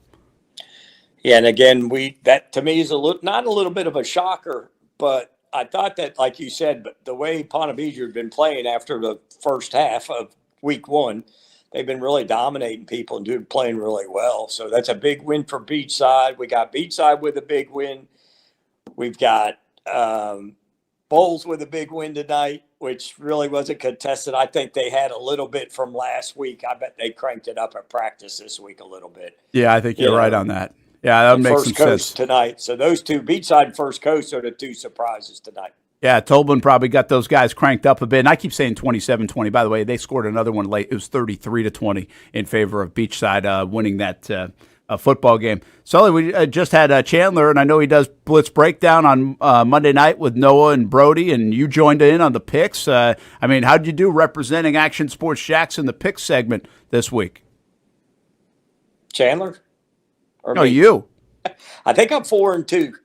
Let me take a look. We got a bulletin board material for some teams out there. They're going to get all over Sully. Chandler, what do you think? I mean, let's get people riled up. I heard what he said. I saw him share that story about Baker County. Those guys, they were probably trying to win that game. They couldn't wait to say something to you. I don't. Yeah. You see, Sully got Bradford over Mandarin. Yeah, I lost that one. Oh, that would have been a good one. That would have been a nice win for you if you had that one. 4-1 for Sully. 4-1. That's the only one you lost. Okay. I think I won. Does Coach know that you picked against him, Mandarin?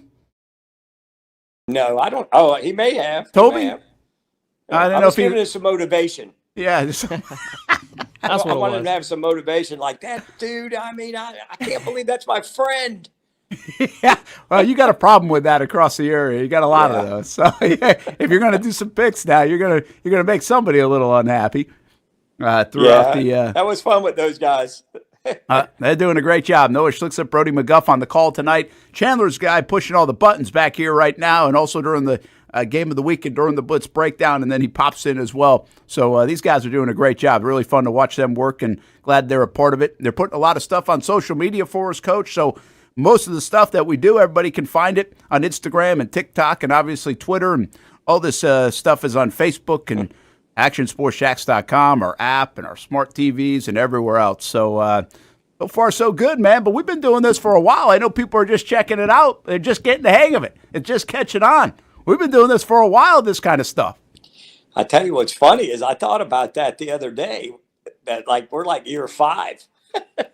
Yeah, we started doing this on the radio side, and that was a little tricky because we didn't have the infrastructure. But the concept actually was born over there on social media. How long have you been out of it now? Well, I retired in 21. 21, okay. So we did the 1 year. I think 19 we did it, and then, of course, COVID, we didn't do it. Yeah. And then 21 we came back, and we went and did me and you did the game of the week then. That's right. We were doing the on ESPN 690. We're actually going to do the game of the week. That was fun. Yeah, we're doing like Brody and Noah are doing now. Yeah. Right. And then in 22, I think we started doing a little bit of this, and now you've just moved it up. Yeah, we got a little more help here doing it now, and it's been a lot of fun. So you retired, but you had already stopped the coaching. Yeah. You were AD. Last year was 18. 18? No, you've been out of it that long. Yeah, so 19 was the AD, the last 2 years, 19 and 20 football seasons. And then, 20 was COVID all messed up. Yeah. I don't, we haven't talked about this much, but I had heard, and I don't even know, like I haven't checked in with him, but Joey Wiles, is he helping out at BK? Yeah, so I believe he's helping with the defense a couple days a week. Maybe That's not what I heard. this week. Well, hey. And Joel's there too, Joel Brighton. Joel Brighton, yeah. Yeah, Joel's there. He's doing special teams, but he's on a cruise this week. So he picked a good week to be on the cruise. I was going to say, like, if you're not doing it this week, if you are doing it this week, you might not be doing it next week. That's pretty cool. Yeah, he's doing a couple. It's good for Joey to get out there and get back out there a little bit. Man, I tell you, that guy's knocked on the door getting back into it like several times. Several times. He was like you for a bit. Well, he's still like you were for a bit. Like, okay, I'm out. I'm getting back in. I'm out. I'm getting back in. Now your wife finally believes you. You've been out since 18. Yes, she believes me. She's like, go over there and talk to that guy. When I say, I think I'm going to get back in it. She's like, well, go over there and talk to the guy at FPC. And I'll go in there and talk to him, and I'll be like, nah, I'm not doing that. All right. So Brent Martineau, Kevin Sullivan, our entire Action Sports Shacks team putting together some of the highlights for tonight's Friday Night Blitz. Fletcher falls to Nease. That was one of those games we were talking about. So obviously we'll hear from Colin Drafts. We'll hear from the winning coaches in some of the spots like Mandarin, First Coast with Jarvis Parker, Creekside and Sean McIntyre as well. And I'm leaving one game out in all of that we did. I keep losing track. But we'll have a lot of reaction coming up here in the next half hour of Bolles. That's right, with Coach Toblin. Really, on paper, had a really nice week of games, and now that's 2 weeks in a row. We've had some of these games come right down to the wire at the end. And again, there were some games we weren't at that were really pretty good, like the Beachside one and also the Riverside St. Augustine game. So someday we'll grow this thing into doing 8 cameras or something and get them out at all these games. Trinity gets a win finally. Boy, they needed that, didn't they? Yeah, they definitely needed that. And again, they played some good people too at the beginning of the year and everything. And Coach Dormany, they just keep playing and keep knocking on the door, and they got one tonight.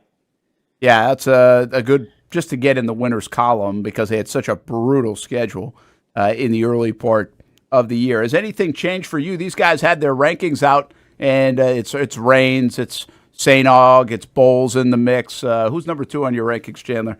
I just saw this. Who was behind Rains? St. Augustine, wasn't it? Was it St. Aug? Yeah, we had Rains, Nease, St. Aug, Bolles. My bad. Well, we'll get that. That'll be next week. Nease and St. Augustine. So Nease we'll and figure St. that Aug. one out. Yeah, that could be good. By the way, they might play that game until midnight. Yeah. Yeah. I mean, that might be 74-73 Bishop Kenny Clay. That's going to be a game that defensively is going to have to happen. Somebody's going to have to play defense somewhere in the game. Yeah, that'll be pretty interesting to see how that one goes. Hamby just got in here and he's laughing at me because I've got like a half-eaten cinnamon stick here from Donato's, but I haven't been able to eat it. I mean, that's talking. And we do have the Blitz coming up. All right, Sully, that's going to do it. I'm going to let you go. It was fun. Hope you have a good weekend. All right. Go Jags. It's been too roughed out in the ocean, so no fishing this week. But you be careful on your travels. All right. We'll try to bring back Go a win, Jags. and we'll see what they do. Have a good one, man. Thanks. All right. That is our Hall of Fame coach, Kevin Sullivan, as he says goodbye for week number 4 of the high school football season. Brent Martineau here as we next phase. We'll take a break. When we come back, you'll see us on TV. Well, kind of. We'll be in the studio. Friday Night Blitz. You can't see the Blitz at 10:30 on Fox 30 because there's a football game on there. So if you want to see the Blitz live, well, you're going to see it right here on all the social media channels and actionsportshacks.com and everywhere else. So we'll have that for you in the next couple of minutes. So let's hit a timeout. Chandler doing a great job. Band's at 11 o'clock, 11:15, another edition of the Blitz, 11:35. Everybody be back in here. We'll put a recap and a bow on the week 4 of the high school football season. Just heating up. See you in a few.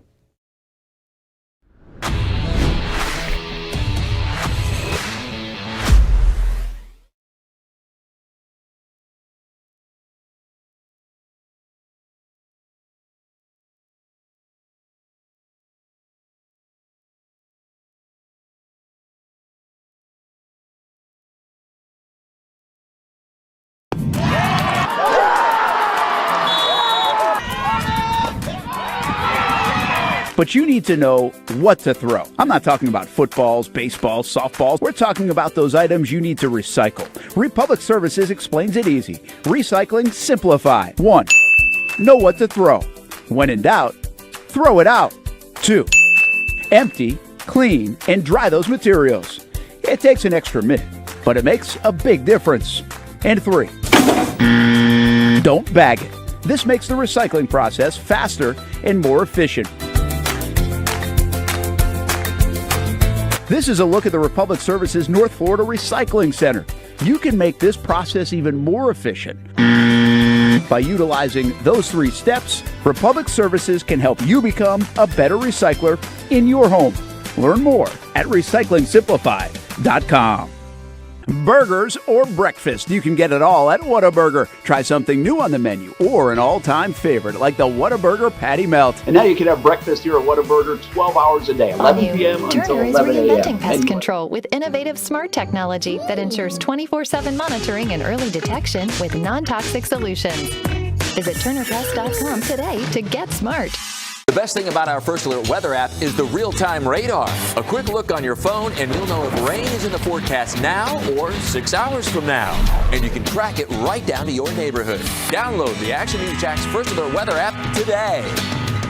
We only have 30 seconds to tell you why Action News Jax is the place to turn to when storms hit. The only team with every meteorologist certified to forecast severe weather, so you can plan your day with confidence. The only team to receive an award from the Florida Disaster Foundation for keeping our communities safe during hurricanes. And the most experienced chief meteorologist in Jacksonville, Mike Burrish, so your forecast is built around accuracy. Action News Jax First Alert Weather. It's severe weather coverage you can count on. This is Action Sports Jax Friday Night Blitz, sponsored by Whataburger, just like you like it. Different about a district game, right? Yes, sir. Right, we work really, really hard for these type of things. Now is the time to go out and enjoy it, okay? Go out there and play your tail off, give it everything you got.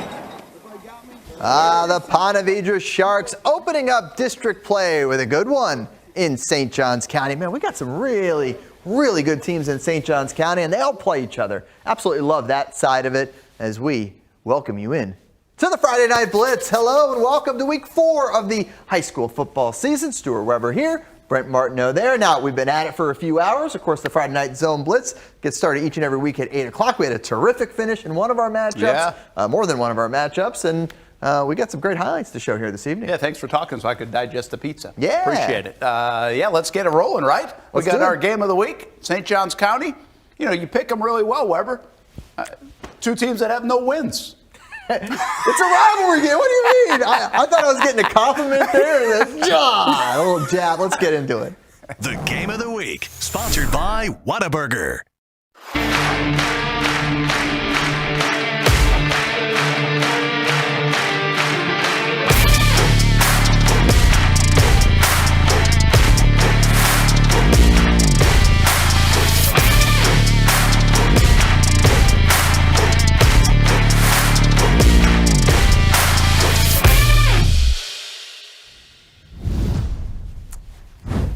All right, the game of the week is Creekside and Bartram Trail, and it is a big one in St. Johns County. How about this, though? Connor DeMarco early in the game, first couple of minutes. That's we thought it was a pick 6. Actually stepped out of bounds. They would cash it in 7-0. Creekside would answer. Davis Baldwin ties it up. They had a fake punt that actually kept the drive alive, and it really flipped the game. So they tied up the show, perhaps. 7-7. Good tease there. Creekside takes over again. Rozzy Sperry. Look at this. This is on 4th down. Wow. Beautiful call. Yeah. Beautiful call. It beats everybody with the middle screen. 14-7, Creekside on top. The Knights at the goal line, and then Jackson Earl had a huge game. A couple Wildcat runs. He also had a huge pick in the end zone, playing both sides of the football. He's their heart and soul. Jackson Earl puts up the Creekside Knights up 21-7, and then a little bit later, takes another shot. Blaylock is open. Yeah, there we go again. A nice touch, a nice pass to get them in good a spot. And it would be Earl, as I mentioned, he had a couple of scores. This is his second one. Bartram Trail Wild night. Trying to hang around. You know, they had some chances. This game in the 4th quarter got to 28-14 because of Arthur Lewis. that they never could get close enough to really put the pressure on the Knights in the fourth. Creekside wins 28-14. Action Sports Jack's Marcel Robinson in St. Johns County. I'm here with Victoria's head coach Sean McIntyre. I just asked you, you're a little hesitant to say, but it's 2 in a row. Yeah. It's pretty good for you guys. Yeah. It's rough 7 years to start, or 8 years against the Bears. We played really well sometimes and didn't come out on that side, but just proud of our kids right now. Really resilient. Haven't started the way we wanted this year, right? This week was what it was, and just happy that we played better and keep getting better. Our kids work. Yeah, you talk about, finally getting off the schneid, right? Mm-hmm. Finally getting that big win. Never mind winning 2 in a row against Bartram Trail. How important is it to finally get, a win in the win column? Yeah, no, I talked to the kids this week about, like, you can have a great one ethic, but that doesn't get you much. You got to have a great work ethic. There's only one place in the world where success comes before work, and that's in the dictionary. And our kids came to work all week. They came to work after we had some setbacks and didn't play very well early in the season. So, our goal is not to play well in August and September. Our goal is to play well in November, and that's what we're building towards. You don't want to make one win bigger than any other win, but how big is this for that team? Like you said, being able to kind of, feel like they put some good things on tape, but to finally see the fruits of their labor. How big is this for you guys going forward? For sure, you said it. That's exactly right. You have to see some validation of what you're doing, and we got some of that tonight. We played better on offense, and we're going to keep getting better. All right, well, winners of 2 of the Battles of Lonely Pine Parkway. You got anything you want to say? Go Knights! Go Knights! Hey, what's understood doesn't need to be explained. Let's toss it back to you guys in the studio. Good night, everyone. Now, she might not have said anything, but she stole the show. Yes, yes, without a doubt. She said a lot. Without using her words. That's awesome. Awesome stuff there with Marcel and Coach Mack. So, Creekside, we said somebody's O has got to go, and that's what happens in our game of the week. That happens again next week, by the way. Somebody's O has got to go. Both undefeated. Wow. So there. Another good rivalry game. And a great rivalry game. Like, it was a great game. That was a good game. Yeah, it really is one of those games. Like a lot of these, that's why we went in. You throw the records out the window, as they say. You kind of do. Yeah. So next week, we're heading up to Nassau County. West Nassau, undefeated. Yulee, undefeated. That is going to be a whole lot of fun. Cannot wait for that one. Remember, we have that whole game live on our Action Sports Jack's YouTube page. You can go back and watch the entire Creekside Bartram Trail game on there right now if you wanted to. Well, yeah. Or, in a couple hours after we're done with all of this. All right. How about a big one, Mandarin and Bradford? What a matchup. Yeah, let's do it. Another one of our streaming games on the Zone Blitz. 2 undefeateds in this one as well. And, well, this guy, Bryson Wright, getting the punt. And there he goes. He's bouncing off guys. He's staying in bounds. He's cutting to the near side of the field. So many players nearly tackle the #1 recruit in the entire class of 2028. Nearly, because they don't. That's a touchdown. Mandarin, the only touchdown of the first half. They went ahead 7-0 at the break. We go to the second half, and how about this beauty? Side coverage, able to find DeMonte Nixon. Huge play for the Bradford Tornadoes, but they would not be able to cash in. So here's the answer. Knox Annis airing it out to guess who? Bryson Wright. Huge Mandarin touchdown.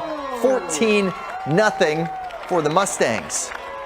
Bradford will try and stay in it. Here come the Tornadoes. Cubbage gathers.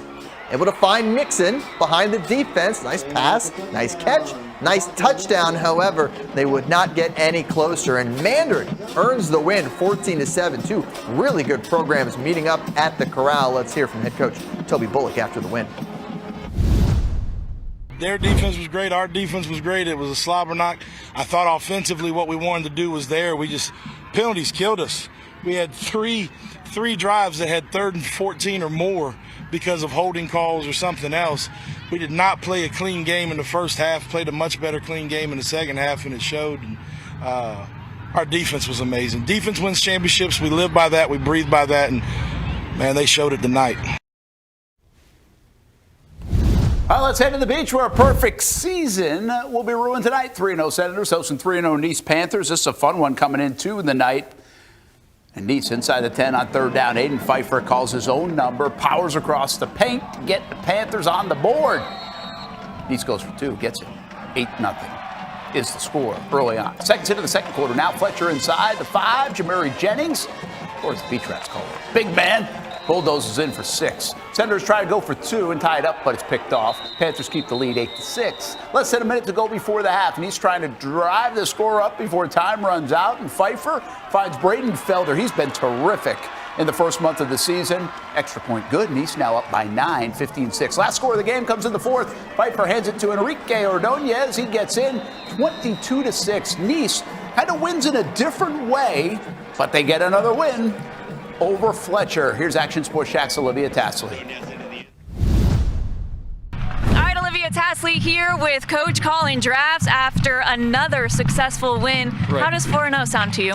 4-0 sounds great. I mean, we played a really good team tonight. Seatric had his boys ready to go, and I knew that coming in, man. Anytime we come to Fletcher, it's the first time we've won here since I've been here. It's 2 in a row over them, but last year was at home, and we were in a dogfight, and there's some things we could have done better, but we got out with a W, and here we are 4-0. Yeah, I heard you talking to your team afterwards saying it wasn't our prettiest win, and you guys have quite the challenge next week against the St. Augustine team, who also is perfect this season. Right. What's the game plan going into next week? Well, back to this game, it really was only not pretty on offense. I mean, our defense played phenomenal. They held a great team to 6 points. We had either 3 or 4 turnovers. They played great, right? We need to clean up some things on special teams, and then we just weren't we couldn't find our rhythm on offense the way we had the first 3 games. But, anytime you can do that and still sneak out of here with a W, we'll take it. As far as, the matchup we have next week, it's obviously out there looming. We're going to enjoy this win over the weekend, but we know we've got St. Augustine coming to town. We're 4-0, they're 4-0. It's one of the old St. Johns County rivalry. We're excited about it, and we got them at home. It'll be a big-time game. Yeah, how proud are you of this defense to keeping the Senators to 6 points? I mean, that's hard to do all 4 quarters. It says a lot. They've got really good players, and I complimented their staff. I thought they had a great plan on both sides of the ball. But, we played well, and the turnovers were the key. They had a couple big plays that were moving the ball down the field, but every time our back was against the wall, we were able to get the ball back, drain some clock, and find a way to grind out a W. And now you're going to hope to go 5-0 next week at home. Absolutely, man. We know what's at stake. It's, would be probably the biggest game in town, and we're looking forward to the matchup. Hopefully we'll get it here on Action Sports Jacks. That's Coach Colin Drafts for Olivia Tasley. Let's send it back to you guys. All right, thank you, Liv. Let's go to the Brain Bowl. Yes, the big annual rivalry, Stanton-Paxson. They were doing math as well on the sidelines. No, they weren't. Golden Eagles trouble with the exchange. Stanton defensive end Ezra Ekume there to pounce on it. Paxton's defense stands and forces a field goal. A couple drives later, here come the Golden Eagles. A little offense going. Javier Dixon, a little tunnel screen to Jabron Ray. Big old gainer there for Paxton. They would get it down to the 1, give it to KJ Palmer. But Stanton's Letravius Martin blowing it up, sends him 5 or 6 yards back. That was huge because it forced Paxton to throw. And on the next play, cornerback Mark Hangney jumping that pass with the interception. Stanton, a huge takeaway. Both of these teams, by the way, get up for this game every year. Their biggest rivalry. This year, it goes the way of Paxton, 35-15. All right, we're just getting warmed up. Yeah. I mean, we've been warmed up for a while. We're almost going into hour number 5 here on our high school Friday night. More to come on the Blitz. Another battle in St. Johns County. Beachside and Ponte Vedra might end up a little different than you thought. Yeah, and how about a rivalry showdown on the river? Bolles and BK with a packed house on hand. That's coming up next. We are the Creekside Knights, and you're watching Friday Night Blitz. Yeah.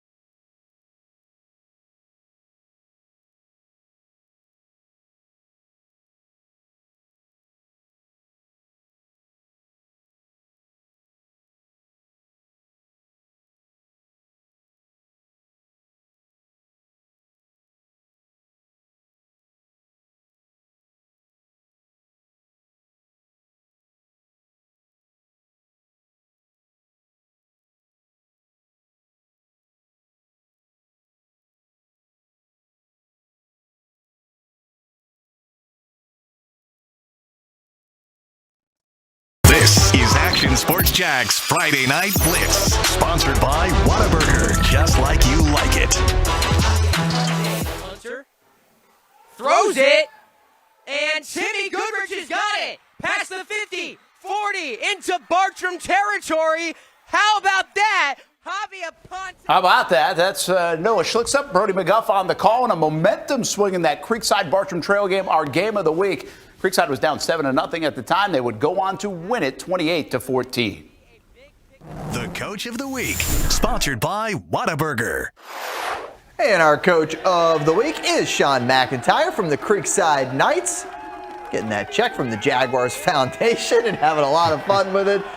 Big thanks to our partners, Whataburger and Jaguars Prep, for supporting this great program and supporting high school football here in Northeast Florida, as you see Coach Mack and his players having a great time with the giant check. Yeah, it's been a little frustrating start to the season for some of those guys, but you can see what a win does. That's right. Down there in St. Johns County. Welcome back to the Friday Night Blitz, everybody. Brent Martineau, Stuart Weber, our entire Action Sports Jacks team. We really had some fun games. Got a fun one in St. Johns County that maybe few expected an outcome like this. Yeah, let's head to Beachside, shall we? Ponte Vedra taking on the Barracuda. Sharks and Barracudas, a nice aquatic battle here. Beginning district play, so this is a district opener for both. Barracuda's defense coming up with the first big play of the night. Just 90 ticks off the clock when Jason Antolin steps in front of a pass, gets the interception. Beachside takes over in plus territory. Handful of plays later, Eddie Jordan will hit Maddox Hunstad.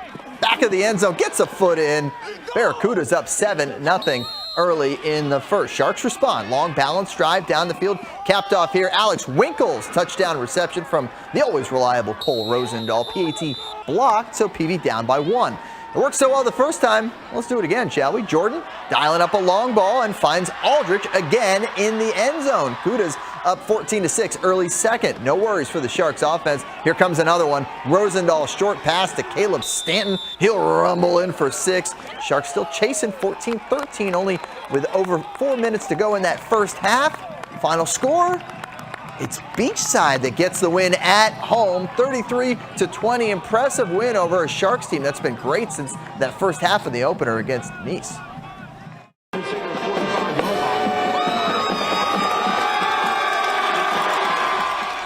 Our fans of the week riled up at Bishop Kenny, always one of the best student sections in town. So a hat tip to the Crusaders as they host Bolles. That might have been the loudest they got. Pick this thing up late in the second quarter because Bolles was already up 22-0. And then they do this. Block a punt.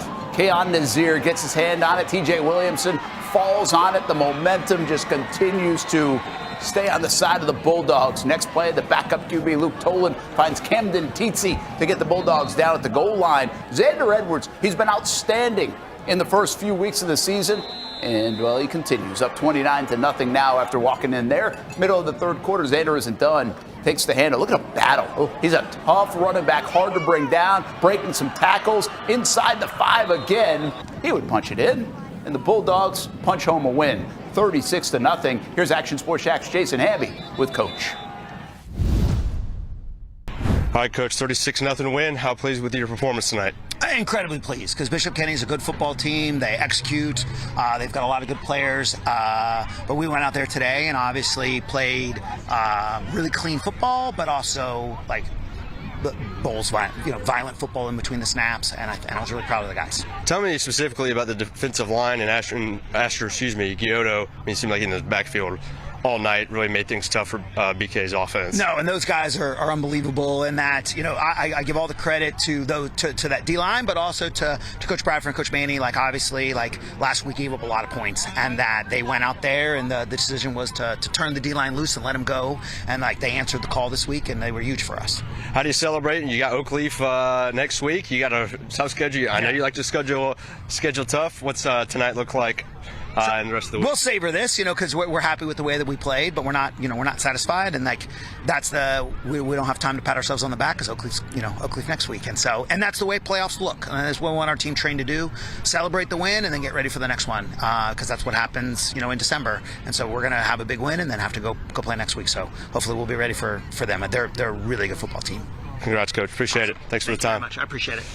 All right, that's all from Bolles. 36-0 win over BK. Back to you guys. I'm Jason Hamby, Action Sports Jacks. Well, Heavy's hair never has looked better. I know. It's the river. Down by the river, man. I'll tell you. Take you to Baker County, man.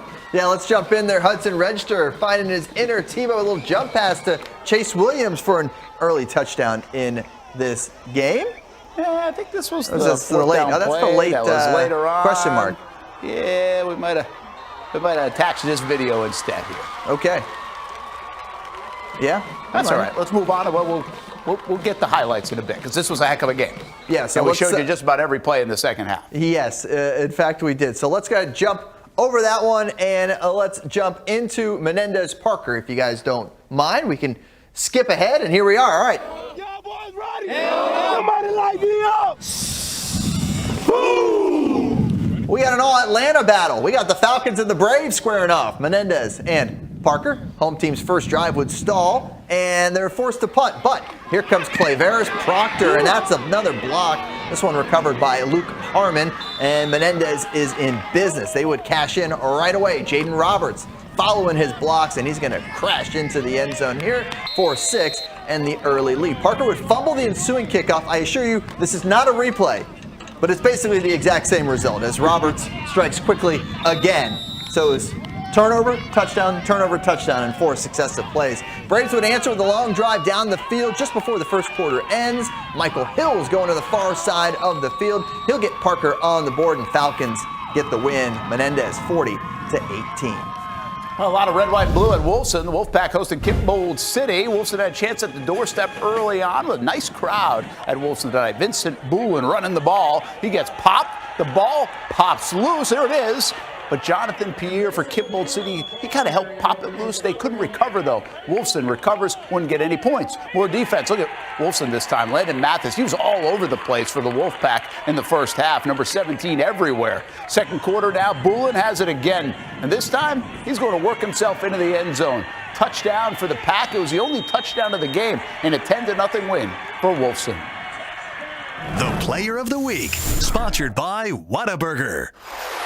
We saw this young man running in a couple of touchdowns moments ago, and Bolles running back Xander Edwards dominated on the ground last week. 248 rushing yards, 3 touchdowns on 22 carries. So this performance tonight had nothing to do with him winning Player of the Week. Yeah. But he's really had terrific performances all season so far from the running back position. All right, more to come here on the Blitz, including the play of the week and another Jaguars memory. That's all coming up next. Stay with us.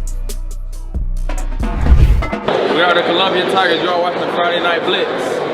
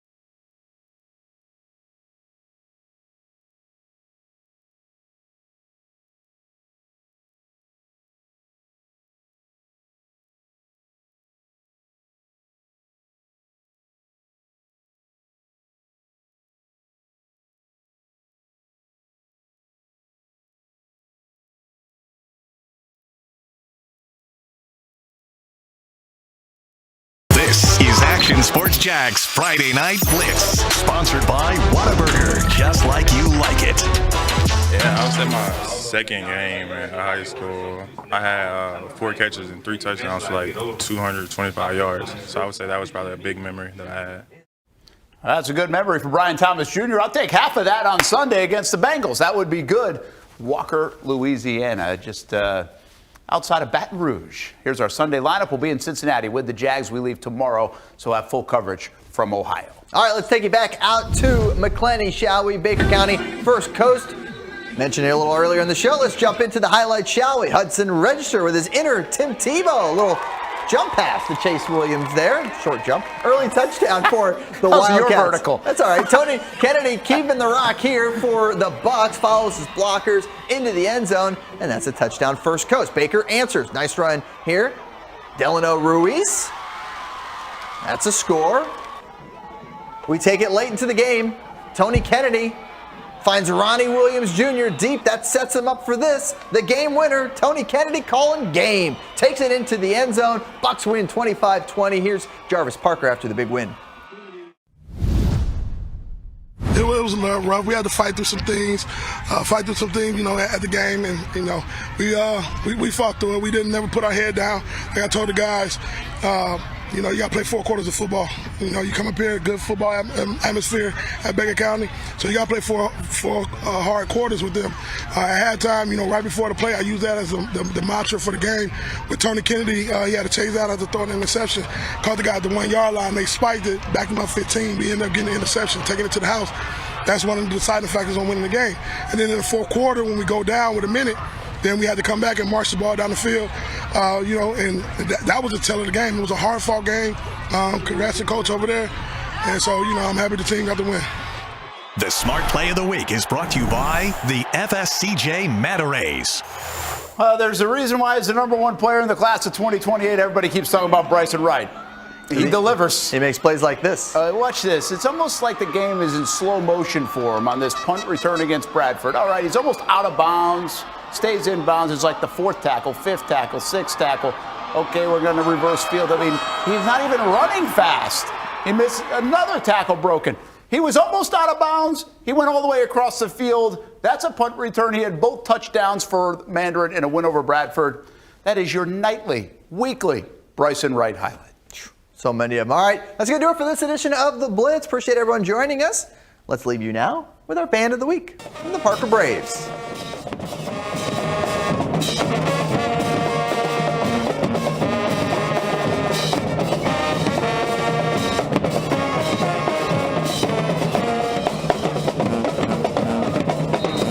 Thanks for watching Action Sports Jax Friday Night Blitz, sponsored by Whataburger, just like you like it.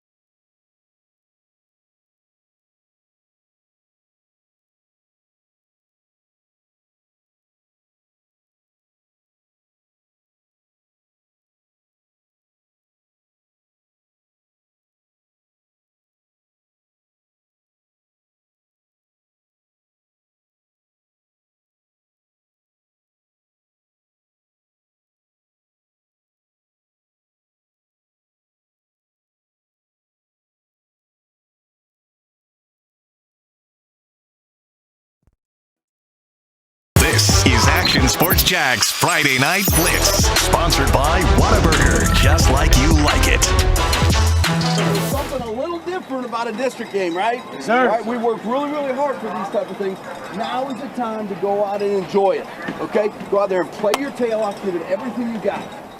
Ponte Vedra Sharks opening district play at Beachside today. We're into district play a month into the season. Everybody, welcome to the Friday Night Blitz. Brent Martineau, along with Stuart Weber, the entire Action Sports Jax team.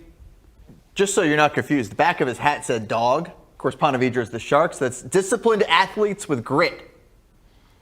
All right, he's not a Georgia fan. Not a Georgia. Well, he might also be be a Georgia fan, but our resident Georgia fan tweeted that while he was out shooting the disciplined game. athletes with grit. Dog. All right. Yeah. We are disciplined announcers with grit. Yeah. Dogs. Not very disciplined. I got us off track right away. It took 10 seconds for me to get off track. But let's get back on track and let's jump into our game of the week. The Game of the Week, sponsored by Whataburger. All right, we got Bartram and Creekside. Always a good one. But both teams are winless. Weird. How about the big rush by Bartram Trail? Connor DeMarco takes it to the house, and that's a pick six. Well, it's really not. He stepped out of bounds. They scored a little bit later. It looked like it was a pick six. They still scored. 7-0. Creekside answers. Davis Baldwin ties it up. A fake punt set that up. And that was a big momentum swing, that drive, everything that followed. Creekside would have the ball again. Rozzy Sperry now in at quarterback. Throws to Davis Baldwin. That's a beautiful call on 4th down. Middle screen. Gets everybody fooled. Creekside goes up 14-7. The Knights find themselves on the goal line, and Jackson Earl, he's a defender playing Wildcat. He's really like the heart and soul of this Creekside team. And so give him the football, he'll get in there. And he does, 21-7. He had a fantastic interception in this game as well. Put the nail in the coffin with another big play. They really attacked Bartram. They were going for it. Hey, a winless football team, what the heck, right? And they dialed it up, and then Earl dialed up another Wildcat run. 28-14, your final. Creekside beats Bartram. Somebody's O had to go in that matchup. Same thing next week on the Game of the Week, but the other side of the ledger. Undefeated West Nassau, undefeated Yulee. Oh, that's going to be a good one. Going to be a lot of fun up in Nassau County. Can't wait to bring you that game. But first, we got more from week 4. We've got Bradford. We've got Mandarin, 2 undefeated teams. You know Bryson Wright, right? You heard of Bryson Wright? You might have heard of Bryson Wright. Well, yes, he is really good at football. This is him on a punt return after they kicked it to him. And he's just bouncing off tackles. Must have broke 6, 7, 8 tackles. Gets to the near side, takes it in. For only touchdown of the entire first half comes on a punt return from Bryson Wright. Tornadoes, we'll try to answer with one of their big playmakers, talking about Camonte Nixon on the receiving end of the side coverage pass. Hauls it in. That drive would stall. They would not get any points. However, Mandarin answers. This is from the 10-yard line. Knocks Annis, airing it out to Bryson Wright. Really, Annis looked off the defenders, by the way, sent them the wrong way and allowed Wright to just be free. I think that was a busted coverage. Yeah, a little bit. But it's a big touchdown, a second of the game for Bryson Wright. We mentioned Cubbage and Nixon. Here they connect. And Bradford gets on the board with a touchdown. Just couldn't get any closer. 14-7 final score in a slobber knocker, as Coach Toby Bullock called it. Yes, he did. Gotta love that. Let's head to the beach where a perfect season will be ruined tonight. The 3-0 Senators hosting the 3-0 Nease Panthers. Fun matchup. In the first, Nease inside the 10 on 3rd down, Aiden Pfeiffer. He's been terrific early on this season. Calls his own number, and he's in there. Early on the board for the Panthers. They go for 2, and they got 2. It's 8-0. Seconds into the second quarter now. Fletcher said, hey, our turn. Jamari Jennings. It's like a rugby scrum. Big man bulldozes in for 6. Senators try to tie it up for 2, but that one's picked off by Nease. So a good defensive play keeps it a 2-point game. Less than a minute to go before the half. Nease trying to drive up the score and get a big one, and they do. That's Braden Felder. That connection, so good in the first month of the year. 22-6, Nease ends up beating Fletcher. They show off the defense a bit on this Friday night. How about a rivalry game in the ocean for Sharks and Barracudas? I said they played this in the ocean? Yeah, they could. First district game of the year, by the way. for these two teams. Barracuda defense coming up with a big play early. Jason Anselin stepping in front of the pass. Big interception there for Beachside, who takes over in plus territory. A handful of plays later, Eddie Jordan, Maddox Hunstad, back of the end zone, gets his feet in. We had some good catches tonight. Really did. Barracudas go ahead 7-0 early one. Sharks respond. Long balanced drive capped off by Alex Winkles. Oh, watch out, hauling camera. it in. Look out, cameras. Cole Rosendahl with the pass there. PAT blocked. So PV down 1. Back to Beachside. Jordan to Aldrich. Another one. 14-6. Beachside Barracudas go ahead. Sharks respond. Back and forth game, huh? Rosendahl to Caleb Stanton. They're going to say he's in for the touchdown. Hands in the air. 14-13 with just over 4 minutes left in the first half, and it's Beachside who goes on to win this one 33-20. Big win for Pete Duffy and the Cudas. We'll be right back on the Blitz.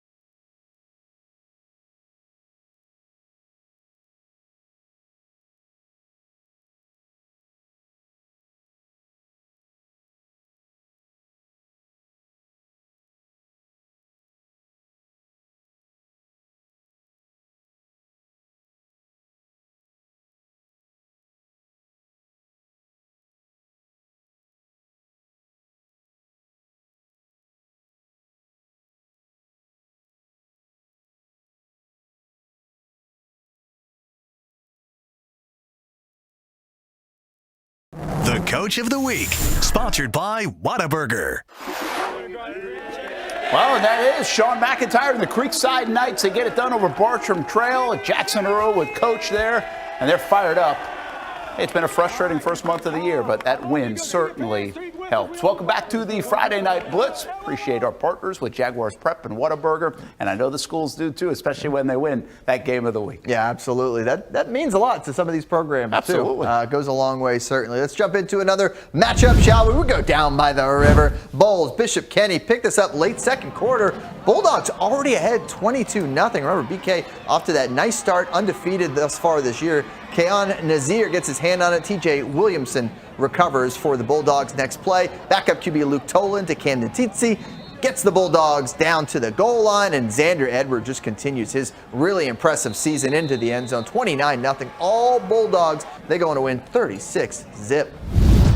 Let's take out to Baker County, hosting First Coast Hudson Register. He's got the football for Baker County. Kind of a little jump pass to Chase Williams. Early touchdown for the home team. Tony Kennedy now for First Coast. Keeps the rock. Nice patient run. Good block, 56 right there. And it cuts back into the end zone for the score. Baker would answer with a nice run in from Delino Ruiz.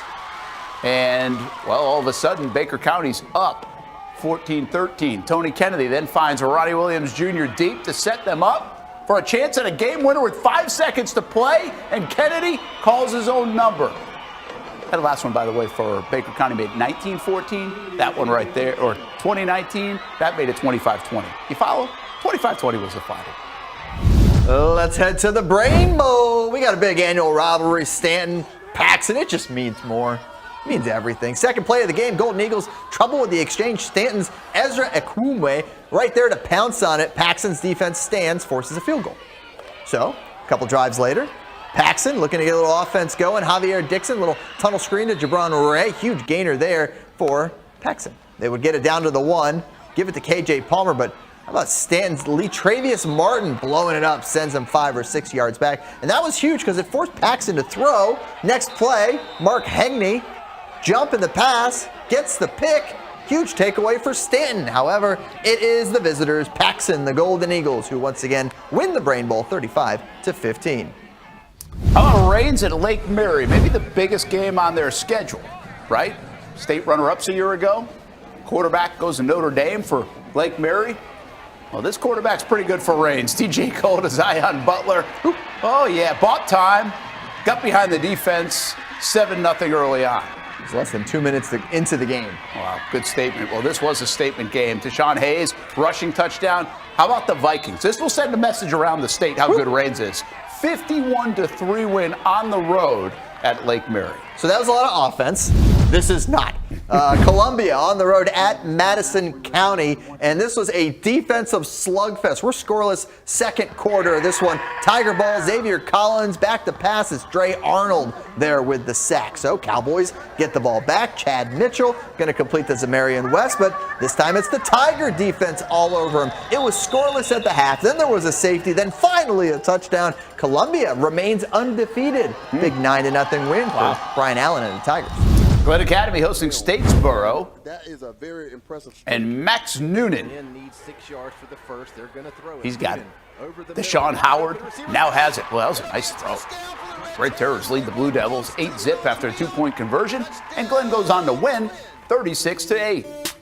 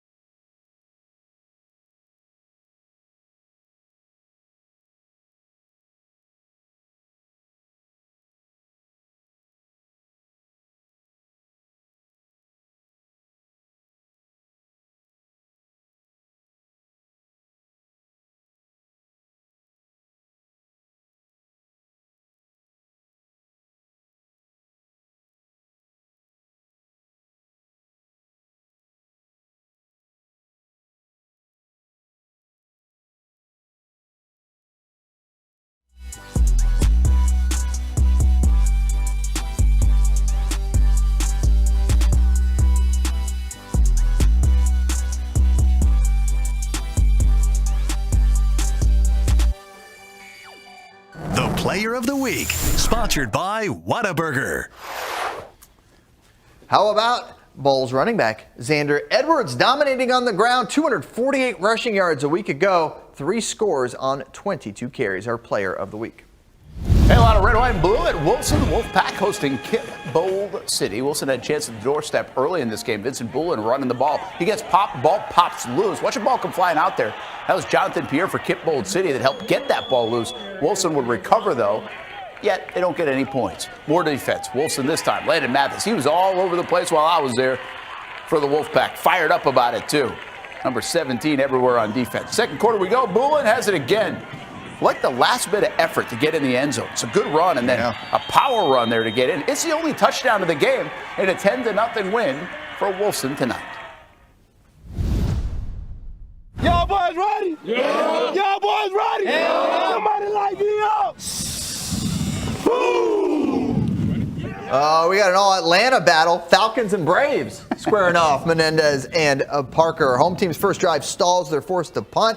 Here comes Clay Veris. Proctor, the block, recovered by Luke Harmon. Menendez in business. They cash in right away. Jaden Roberts going to run it in. He would add another one just a couple seconds later. Falcons win 40-18. The Smart Play of the Week is brought to you by the FSCJ Mandarins. Well, it's smart if we show you another Bryson Wright play. Yep. And sensational sophomore. I guess a little stutter step. Game is slow for this young man right now, and you can't stop him. Tiptoes the sideline, breaks 3 tackles, 4 tackles, 5 tackles, 6 tackles, reverses the field. Oh, you want to try to tackle him here at the feet? Nope, can't get him. Touchdown. It's one heck of a play of the week.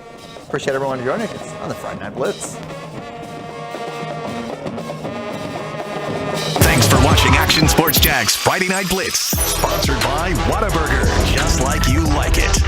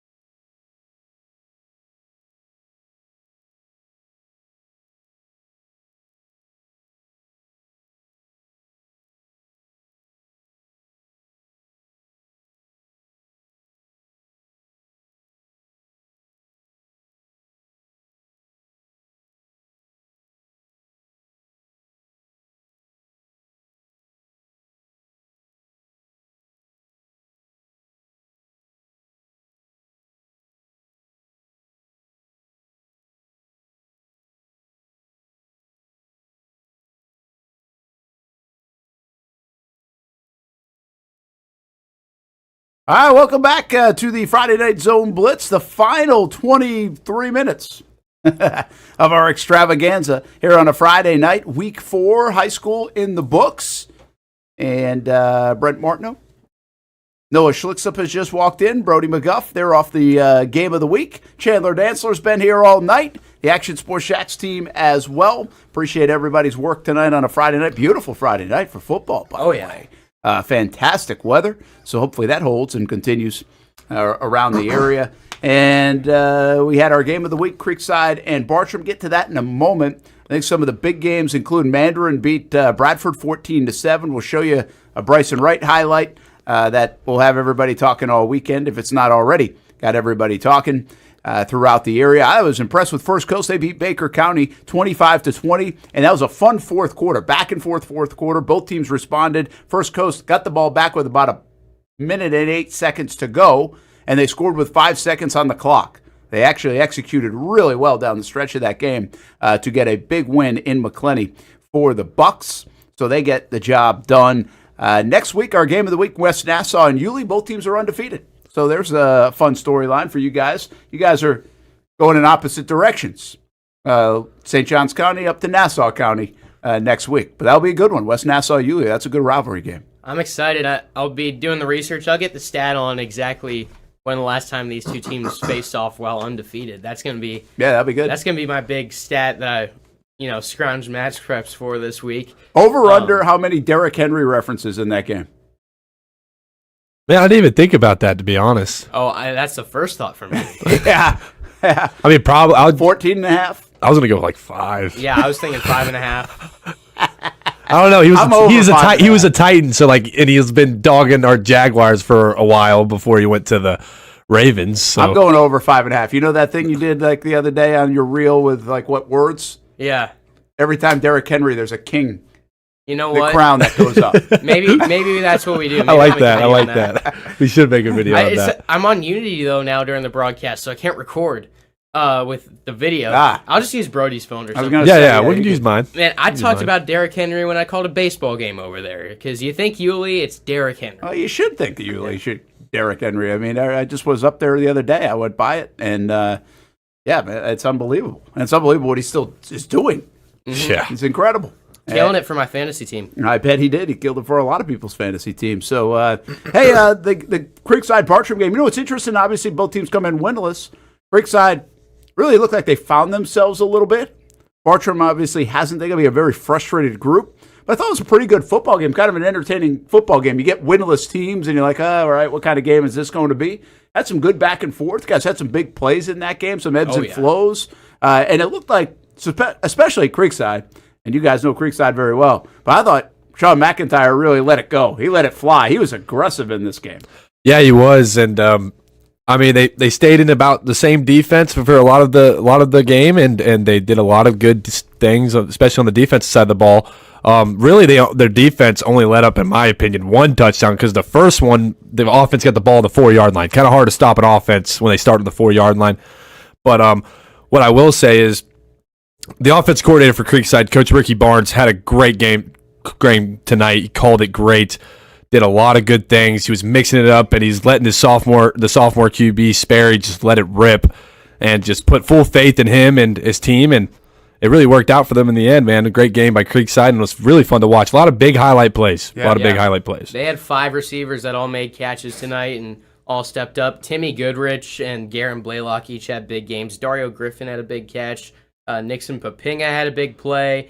Chase Dolan had some nice catches as well. They've spread the ball around. And Baldwin had a touchdown out of the backfield, too. I thought that was a brilliant play call. I think you guys even referenced it, but it was 4th down and about 3 or 4. It was just a really good play call with the middle screen, and it worked to perfection. Oh, it was like misdirection too, Brody. I mean, you love that play. You're the analyst. You break it down. Yeah, they did like 2 plays like earlier. I don't know if it was before that or after. They faked the screen left, faked the screen right, and then they hit a tight end across the middle.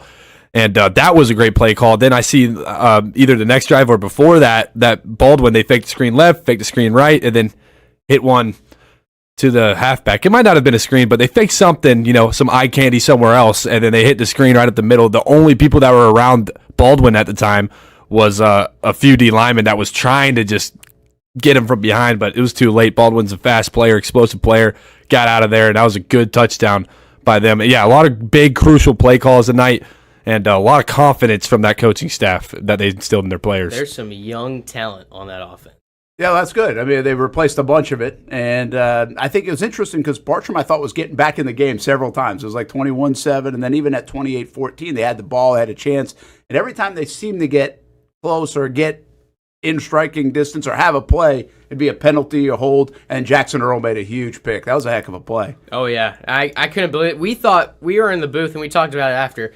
That looked for sure like a touchdown. There was nobody around him. That ball floats, and Earl just comes out of nowhere, and he's great athlete, really fast. High points that ball, makes a great pick, and that was, it was tough for Bartram to come back. At the time, I thought it was the final nail in the coffin. Bartram made one more effort after that, but big-time play by Earl, and that defense as a whole played extremely well tonight. Yeah, Jackson had a heck of a game. He had 2 touchdowns out of the Wildcat formation that they did this week. I'm not sure if they showed that with weeks prior. I think that might have been the first time they started doing that, and it seemed like every time he brought him out there, good things happened. And then that pick, man, he's a natural ball hawk. I've been saying it since he was a sophomore. He's just a really good player, and colleges need to start looking at him because he can make some plays. Yeah, I mean, I guess maybe we got to get on the committed to the uncommitted. We got a couple of guys here today starting to pop, and maybe we need to do that a little bit more. I know he's had some looks. I think they're looking at his size a little bit and overlooking him. There's just some guy. I went to Wilson tonight, and a kid, number 17, we just put him on, and you just tell some kids are, and this kid might not even play at the next level. He might not want to play the next level at Wilson, but he's just all over the field. Right, you can just tell he's like this heart and soul of their defense, probably their team, and Jackson Earl's that. He is that for them, and I think that's why they decided to put him in the Wildcat too. It's like, hey, we need a spark somewhere on offense. This guy will get it done. Like, get him the football. We need a play. That's the guy we want to go make a play right now for this football team. Coach Mack told us earlier in the week when we were talking to him, he's like, that's the best player on the field at all times, and we have a lot of faith in him, and we're going to let him have a chance. He's a kick returner, punt returner, safety.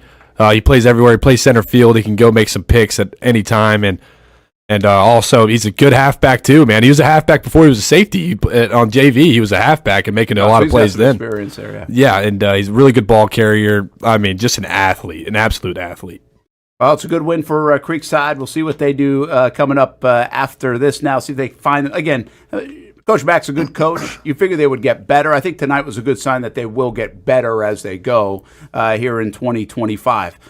Big game coming up next week, and every time we say a big game, I feel like it includes the Nease Panthers. Nease has this schedule that we kind of just don't want to miss a game they're playing right now, and they beat Fletcher tonight 22-6. Did it a little bit different, guys, where they play some defense, ball control, don't need to score 40+. Now, I'll take the over next week right now against St. Augustine because I'm not sure either one are going to play a lot of defense in that game. And it could be our game of the week. It's not. We have West Nassau Yulee. And your guys should be lucky that you don't because you'll be there till midnight. I mean, that game is never going to end. St. Augustine against Nease, I think, next week. I agree with you. I mean, both two high-powered offenses, man. Great coaches on each side. They're some of the best coaches in the whole area. Mm-hmm. And I am so excited to see what happens in that game and see how both QBs play, both young QBs who haven't had varsity experience before the season, and they're both some of the hottest QBs in the area with a lot of receiver threats. I mean, they're very similar teams on offense. Like they got guys just everywhere, man, and they got a good O-line blocking for them and things like that. That was our moment on the Friday Night Zone Blitz last year, that Nease-St. Augustine game. That was the heck of a comeback for Nease in the fourth quarter. That really kind of like signature win for Colin Drafts in his time there, even though he's built the program. It was like, wow, they just did that to St. Aug. It's not like they came back against who knows what. They did it at St. Aug and came back big time in the fourth. Yeah, I'd say that's kind of the moment where they really took a step forward and cemented themselves in the area. And I think next week, going into the matchup, Nease has got the advantage on the defensive side of the ball. That St. Aug defense, it's no secret. They struggled. They struggled tonight against Riverside, a team that has struggled out the gates. They lost to Orange Park last week, 23-21. I think that St. Augustine defense, they're going to be calling on them because they know they're going to need to show up. And I think it's going to be a shootout. Both of these offenses are just so dang good. But there's going to be a call at some point in the game, that defense has got to be able to get a stop. They got to get probably 3-4 stops, and that's all you need. And the call is going to be on them to get it done. Right now, I think Nease is the side that's better suited to do so. Yeah, we'll see what happens. That should be a fun game coming up next week. We'll have that one for you. I don't think Weber, he's already talking about next week. It's like, we're going to show Nease again. I was like, yeah, we're showing that one. You have to, man. We got to show that one. That's a great could one. Really be a fun football game to watch. I think we mentioned already Beachside beat Ponte Vedra. That's a nice win for Beachside. Looks like quarterback's healthy. He's back. And now we'll see if Beachside, they were talking about the offseason with that offense and that offensive line. Ponte Vedra was cooking there ever since the first 2 quarters you guys called. They were playing really good ball. I think that's a heck of a win for the Barracudas. Maybe might argue it's their best win. Yeah, as a program. I mean, I'd say so. That's a big time program in St. Johns County in the Jacksonville area. A very well respected program, and we were shocked to see the score tonight. Man, Beachside did that to Ponte Vedra, and obviously, we just got back here. I'm getting this news the same as all the viewers are right now, or they're probably ahead of me, honestly, because we just got back from Bartram. But you have to imagine Ponte Vedra still struggled to get that run game going, and you have to imagine Beachside probably did a nice job taking away some of the passing threats, and to hold them to 20 points in that passing game is really impressive, and that's no defense to sleep on either. A really impressive performance from the Barracudas. Yeah, really good one there. Now let's go with some Bolles. Bishop Kenny, we thought this could be a fun game. Really wasn't a fun game. Bolles was pissed off, I think, after last week. And I think Coach Toblin got their attention, and they took it on a Bishop Kenny team that had played really well at the outset of this season. And Bolles can do that to you now. They get rolling. They start dominating the football game. They get a special teams play we had. There was a punt block, and game's kind of over, lights out for Bishop Kenny. But we thought that one might be a little bit closer, and it wasn't. Yeah, I thought it was for sure. I was really high on Bishop Kenny going into this week, and I still am. I mean, Bolles, when they're clicking on all cylinders, I mean, that's a hard team to beat, man. But very impressive out of Bolles. Good bounce back win out of them, and excited to see what they do the rest of the season. That's an old one. Look at that Stuart Weber Where did you face. just pull that from? Down there. It was just down here? I found it earlier. Oh, okay. It was on my desk earlier. I don't know. It got shuffled. I used it for a joke picture I sent the other day. Oh, okay. So it's I thought this show needed some signs. Yeah, that's all right. That's an old one. That's pre-beard, pre-COVID. Yeah. Put it up on the green wall here. I'll start throwing darts. That's not very nice. Reigns win. Maybe the biggest win around the state is actually Reigns tonight. Yeah. 51-3 over Lake Mary. Team, I think I was a state runner-up last year. They always make they got deep the quarterback runs in the out of is going to Notre Dame. So it's really hard to know how the the out-of-town teams are. But 51-3. Yeah, I mean, yeah, that won't stay up there that long. Super shocked with that. I expected that to be like a dogfight or scrappy. I thought Reigns was going to win going into it, although I did not know much about Lake Mary. I just know how good Reigns is, so thought they were going to win, but an absolute blowout. That might be the biggest shocker of the night, honestly, out of everything. I mean, just very impressive out of Reigns. They look about unbeatable right now. Yeah, that's the game that I thought Lake Mary might have a shot, and no, they did not. We talked about going down there even for it's getting yeah. We talked about got that. We got some highlights from our friends WFTV in Orlando. My biggest shocker was Englewood jumping out to that 21-20 lead over Ed White and then losing 74-0. So the scorer website had said 21-20 third quarter.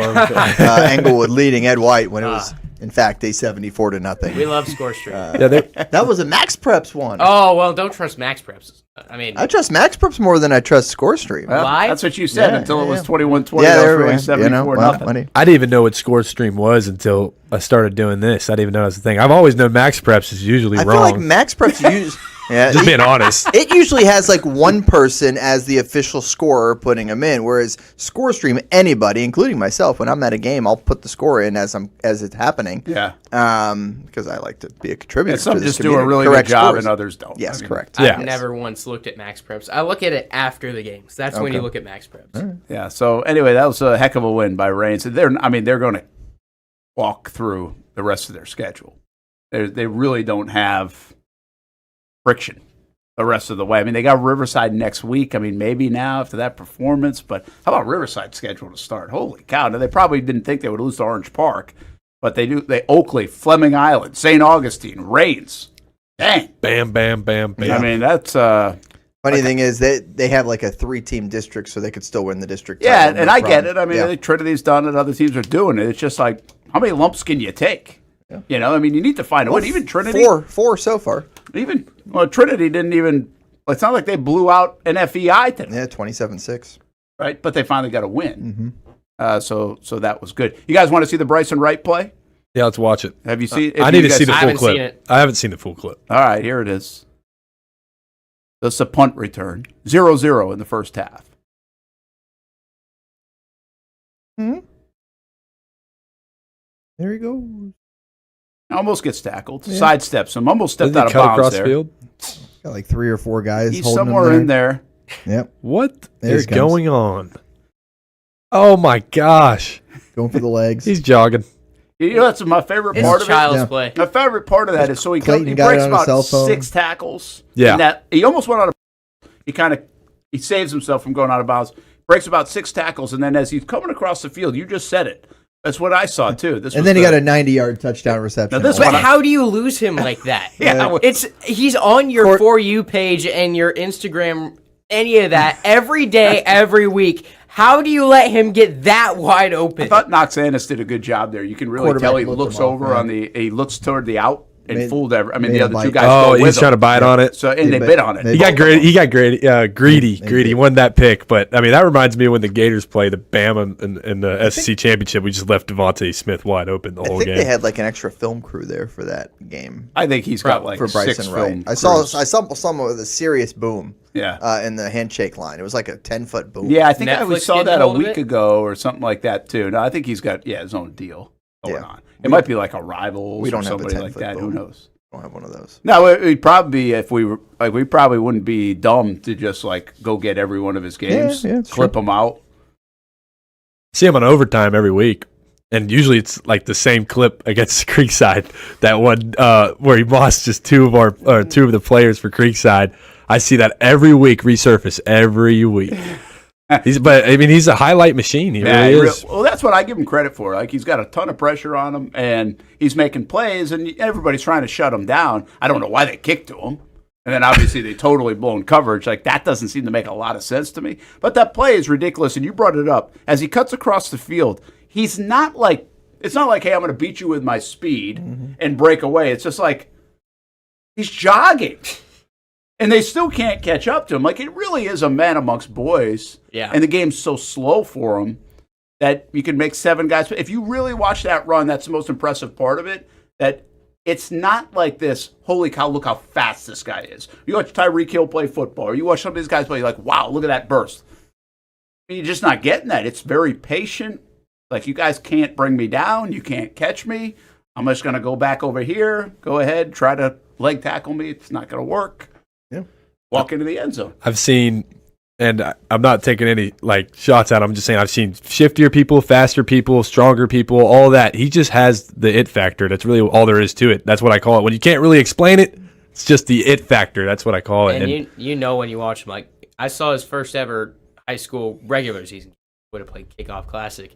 Made a crazy catch over one of Creekside's corners and went viral for that. His first ever week of high school football. And I remember watching it and I'm like, just this kid's different. Yeah. I thought, like, I said it there at maybe halftime. I might have said he was better than Jamie French. Like, this kid, I remember seeing Jamie as a freshman. I remember seeing Bryson, and Bryson is different. There's something about that. Yeah, I think you're right. Late in that game, everybody's going to talk about Bryson and the highlights and all that, which they should. The defense of Mandarin played really well in that football game. Like, that's where they won the football game, is with their defense. And then late in the game, they get physical. Bradford's a real physical team. There's a great collision on a 4th and 1 late in the game. And we couldn't tell if the kid got the first down or not, but he squirts through and he just gets it by like a yard. I don't know why they did a measurement, but they did it by a yard. It's just a good physical football game. It's intentional scheduling, by the way, by Toby Bullock. He called it in our post-game interview with a slobber knocker. Yeah. Which it was. It absolutely was a slobber knocker. I mean, that was one heck of a defensive battle. And, yeah, shout out the Mandarin offense is going to get a lot of praise and a lot of props and a lot of attention. But that defense, really, really strong performance against a Bradford team that has been really good the last few years and continues to be good this year as well. What I will say, credit to Bradford is, year in and year out, they have this just great defense. And what I will say about them, no matter how good the team is that they're playing, you got to play Bradford's game. It's going to be a low-scoring game, and you're going to have to scrap till the end if you want to win. And I know they made Mandarin earn it, even though those 2 touchdowns look ridiculous, but Bradford will pull you into the deep water. Yeah, that's a good That's point. what they do. That's a really good point. Yeah, they will, and they're tough. Jamie Rogers, heck of a coach, done a great job every stop he's been at. One thing we noticed tonight, a lot of really good catches. The Bryson Wright catch wasn't a great catch. There were other great catches. The Bradford kid had a great catch. Jackson Earl's pick actually was a great catch on defense. We saw the Beachside kid had a nice catch. Got his feet down and one. Oh, yeah. These guys are making some really nice plays. Did you guys get the highlight of Garen Blaylock's catch near sideline? It was ridiculous. Fourth quarter, Rozzy Sperry just throws up an absolute prayer. He sails it. Probably a ball that gets picked 9 out of 10 times. And Blaylock goes up, high points the ball, and he ripped it out of a defender's hands, falling for the first down. We didn't see that. We'll have to put that one out there. That one was an answered absurd. prayer. It's very good. We'll have to check that one out. Some, like I said, good highlights from that football Check game. on the Action Sports Jacks Instagram. That's right. They'll be up there. All right, guys. Blitz breakdown Monday night, 8 o'clock. Mm-hmm. And I hope you feel better. You made it through? Yeah, we're doing better. Good. Everybody's got a little something. Yep, it's that time of year. I guess. Football fever. Football fever it is. That's what we have, I guess. Did anybody get roasted in the DMs on the picks this week? I think I went 100%. Oh, there you go. think. And you can credit me for that, too, because I told him to pick First Coast because we needed a little bit of variance in our picks. Everybody else had Baker? Wow, way to just throw that out there. Can you just give me some credit on it, man? He made the pick. Yeah, if I didn't think they had a chance, I wouldn't have picked them. I thought they had a chance. That's why I picked them. No DMs yet. No DMs yet. Sully, we tried to get. Sully had Bradford over Mandarin, so I figured maybe the Mandarin folks be a little mad at him. I did too. You did too? Yeah, that was another one of the variants. I said I'd pick Bradford if he picked First Coast. All right. I like it. That's what you got to do, man. Worked out for me. I'm happy. Rankings, Happy new rankings come out, and I know one team probably out of the rankings in the top 8. Maybe we'll see any other jockeying that goes on. Yeah, curious to see the grade 8, what it looks like Monday night. Yeah. The Elite 8. Elite 8. Ed White was almost knocked out thanks to Max Prep. Yeah, Max Prep's had him at the half. They had me in the first half, not going to lie. But they were able to get back. We're on the road to Cincinnati with the Jags all weekend. Make sure you follow us. And 5 hours of high school football coverage in the books. Another hour going up Monday night, though, at 8 o'clock on the Action Sports Jacks 24/7 network. Chandler Dantzler doing it all back there for Noah and Brody and Stewart, our entire Action Sports Jacks team. Have a good weekend, everybody. I'm Brent Martineau. Thanks for watching on the network. We made it.